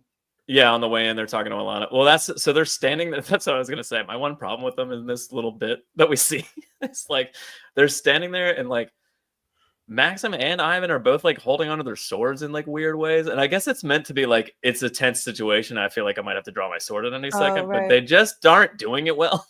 It seems awkward. It kind of comes off as like I've never held a sword in my life. You don't know what you're kind doing. of situation. Yeah, and it's I don't know where the fuck to put this thing while I'm trying to walk around, and it's like it's a little awkward. And again, I'm reading way too much into that. I'll check that in. It was just one of those things where I was just like, that looked bad. Okay. Another scene, Jono, you might like is I think that's Chesmil. Okay. Yeah, I think so. Oh, the small person. Good work. Kills the other, or she doesn't kill them, but she tries to. Well, I don't know what Varen does here to block it, but she does something weird, and the weave dissipates, and the other one sinks right into the woman's head. Yeah. So she betrayed them, and she's also one of the Black Aja, and she starts collecting all the objects, like And people are theorizing it's already the Sadlets, and I'm like, I don't feel like that's the case, but I mean, we talked about it on the show last night with Tom. Like, he showed the picture of the Adam. Oh yeah, he was like, maybe that's for men, and I was like, I don't think so, but maybe. I mean, like, you know, theoretically, the 13th depository is supposed to be like super ancient, and no one knows about it, kind of thing. So, like, maybe it's just. Maybe it's one of the first. That's the question of like, where did that come from, right? And when? Yeah. True. Suppository when spankings don't work. When shit gets tough, it's the right time for the 13th. It's a tough. The banging on the doors is a little funny, Dana. It's very funny. Yeah, that is pretty funny. Alana. They're just like, ding, ding, ding, ding, ding, ding, and you're just like, that's it? Like, what are you doing? They're like knocking. They're basically knocking. Like, they're not like running back and like smashing the door with their shoulder. They're just like banging on the door over and over again. That's like what my kids used to do when they were little and they wanted to come into the bathroom. Yeah. Gene? Yeah. The Black Aja is not short on. There's like 7 or 8 of them, I think. No, it's the bracer from Hercules. It does look like the Adam. I'm just saying other people have been saying that it might not be for women. But if they found it already and then went to Tanchico, it wouldn't make any sense. So I don't think it's. What if the bracer? That makes no linear sense whatsoever. There's an amazing scene of Alana using her staff to bash people's brains in. Oh yeah, that's true. Yeah, it's pretty good. You were very complimentary of the thing, which again I haven't seen, so I'm not here. Yeah, it's really. I mean, like, it's pretty cool. Story-wise, I'm a little like, where is this gonna go? Like, yeah, I don't know. How does this play into the deposing of Suwan, maybe, or should we get Tom's weird opinion? That? Yeah, let's ask Tom. I was gonna call him, but he's like, I am not. He's like an 11-minute clip. No, he would know. Imagine sending it to him. It'd be Tom having 5 cigarettes. Bunch of Aes Sedai broken and getting up. And so they're not all dead, though, is the key. Like, so Tom DeSimone last night mentioned, like, maybe everyone else in that room was dead, so they can still keep it hidden. And like Nynaeve going off with Elaine to like search for the Black Aja could be like still be like a secret mission kind of thing. And I was like, I don't think they were all dead, but like clearly they're not. They're like getting up and hurt, you know. Maybe they're getting up while dead. They're zombies. And then this is Varen coddling this other Aes Sedai and going like, "Are you okay?" And she's basically like, "Who are you?" So like whatever the Black Aja, brown Aja, Black Aja one did to them, like fucked up their brains. Yeah. And then we get like Alana standing off in the streets with the collected Black Aja before they can fully escape. Then that kind of closes out the scene. Which again, we get more Maxim and Ivan.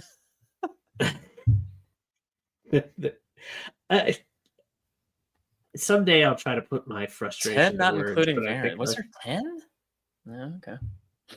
I feel like you guys have done a very bad job of putting the right sitters in. Almost like this. I mean, I agree. I agree with this sentiment. I feel like they should look different, just in general. They shouldn't look like an item. It looks like an item because it's just one bracelet and one collar.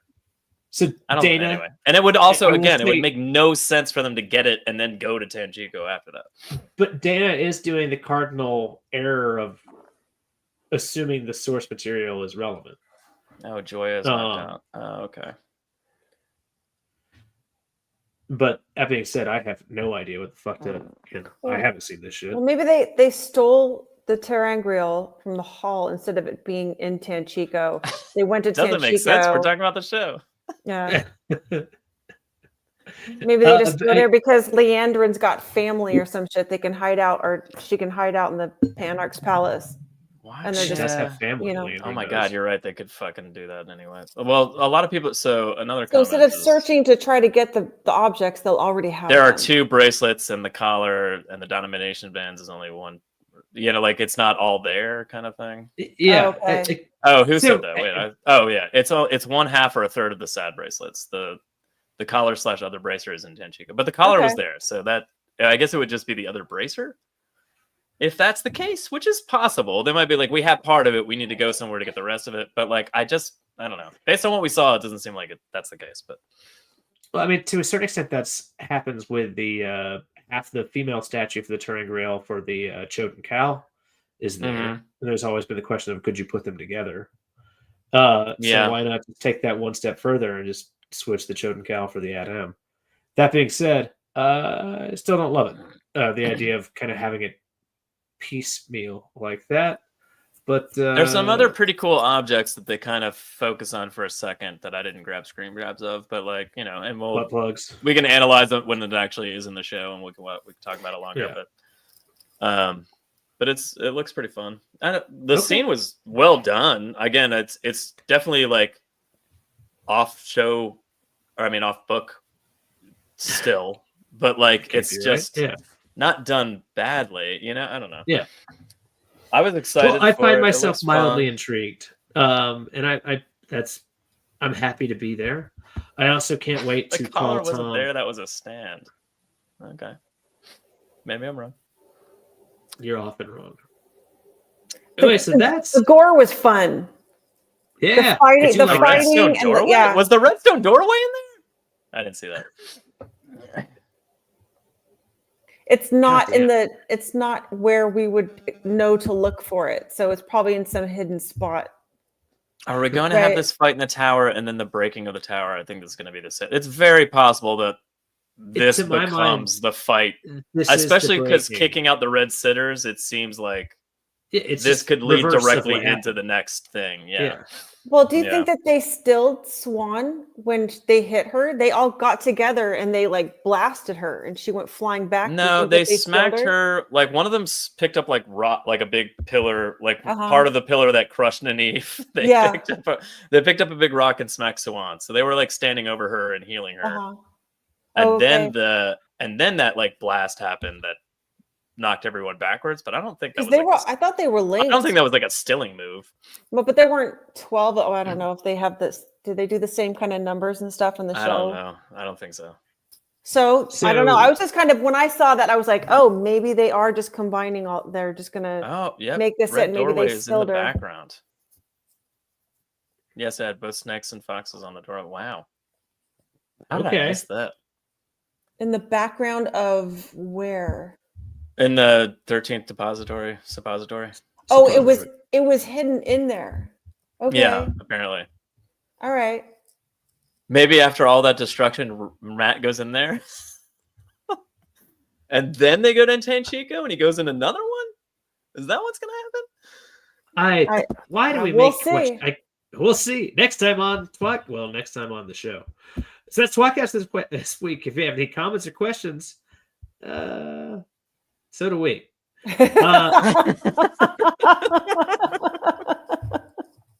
I'd like to thank my guest, Taffy. That's the best closer I think you've ever done. That was brilliant. Fitting. Thank you. I've been working on it. I've got it written down here.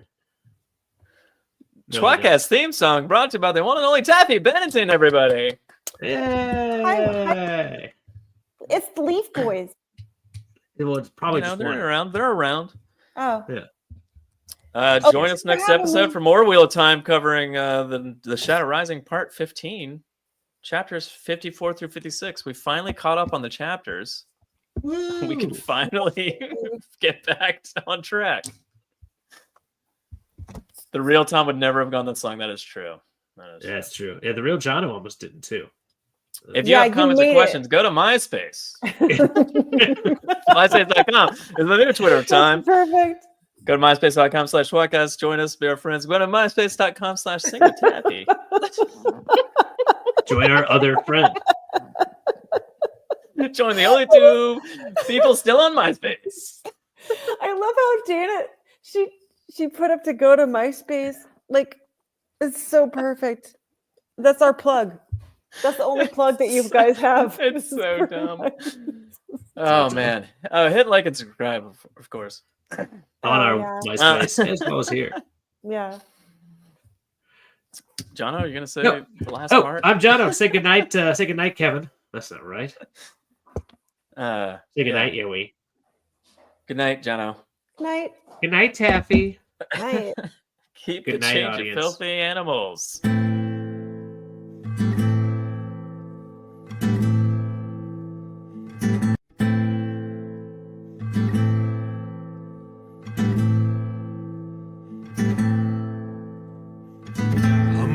first to start, the tWoTcast was so smart to lovingly bash our favorite books.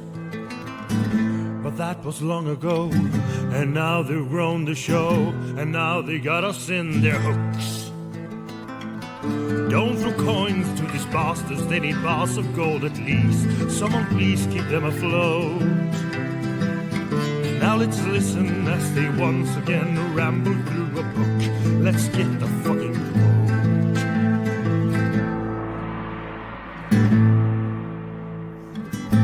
One of them is Tom, but he is barely on.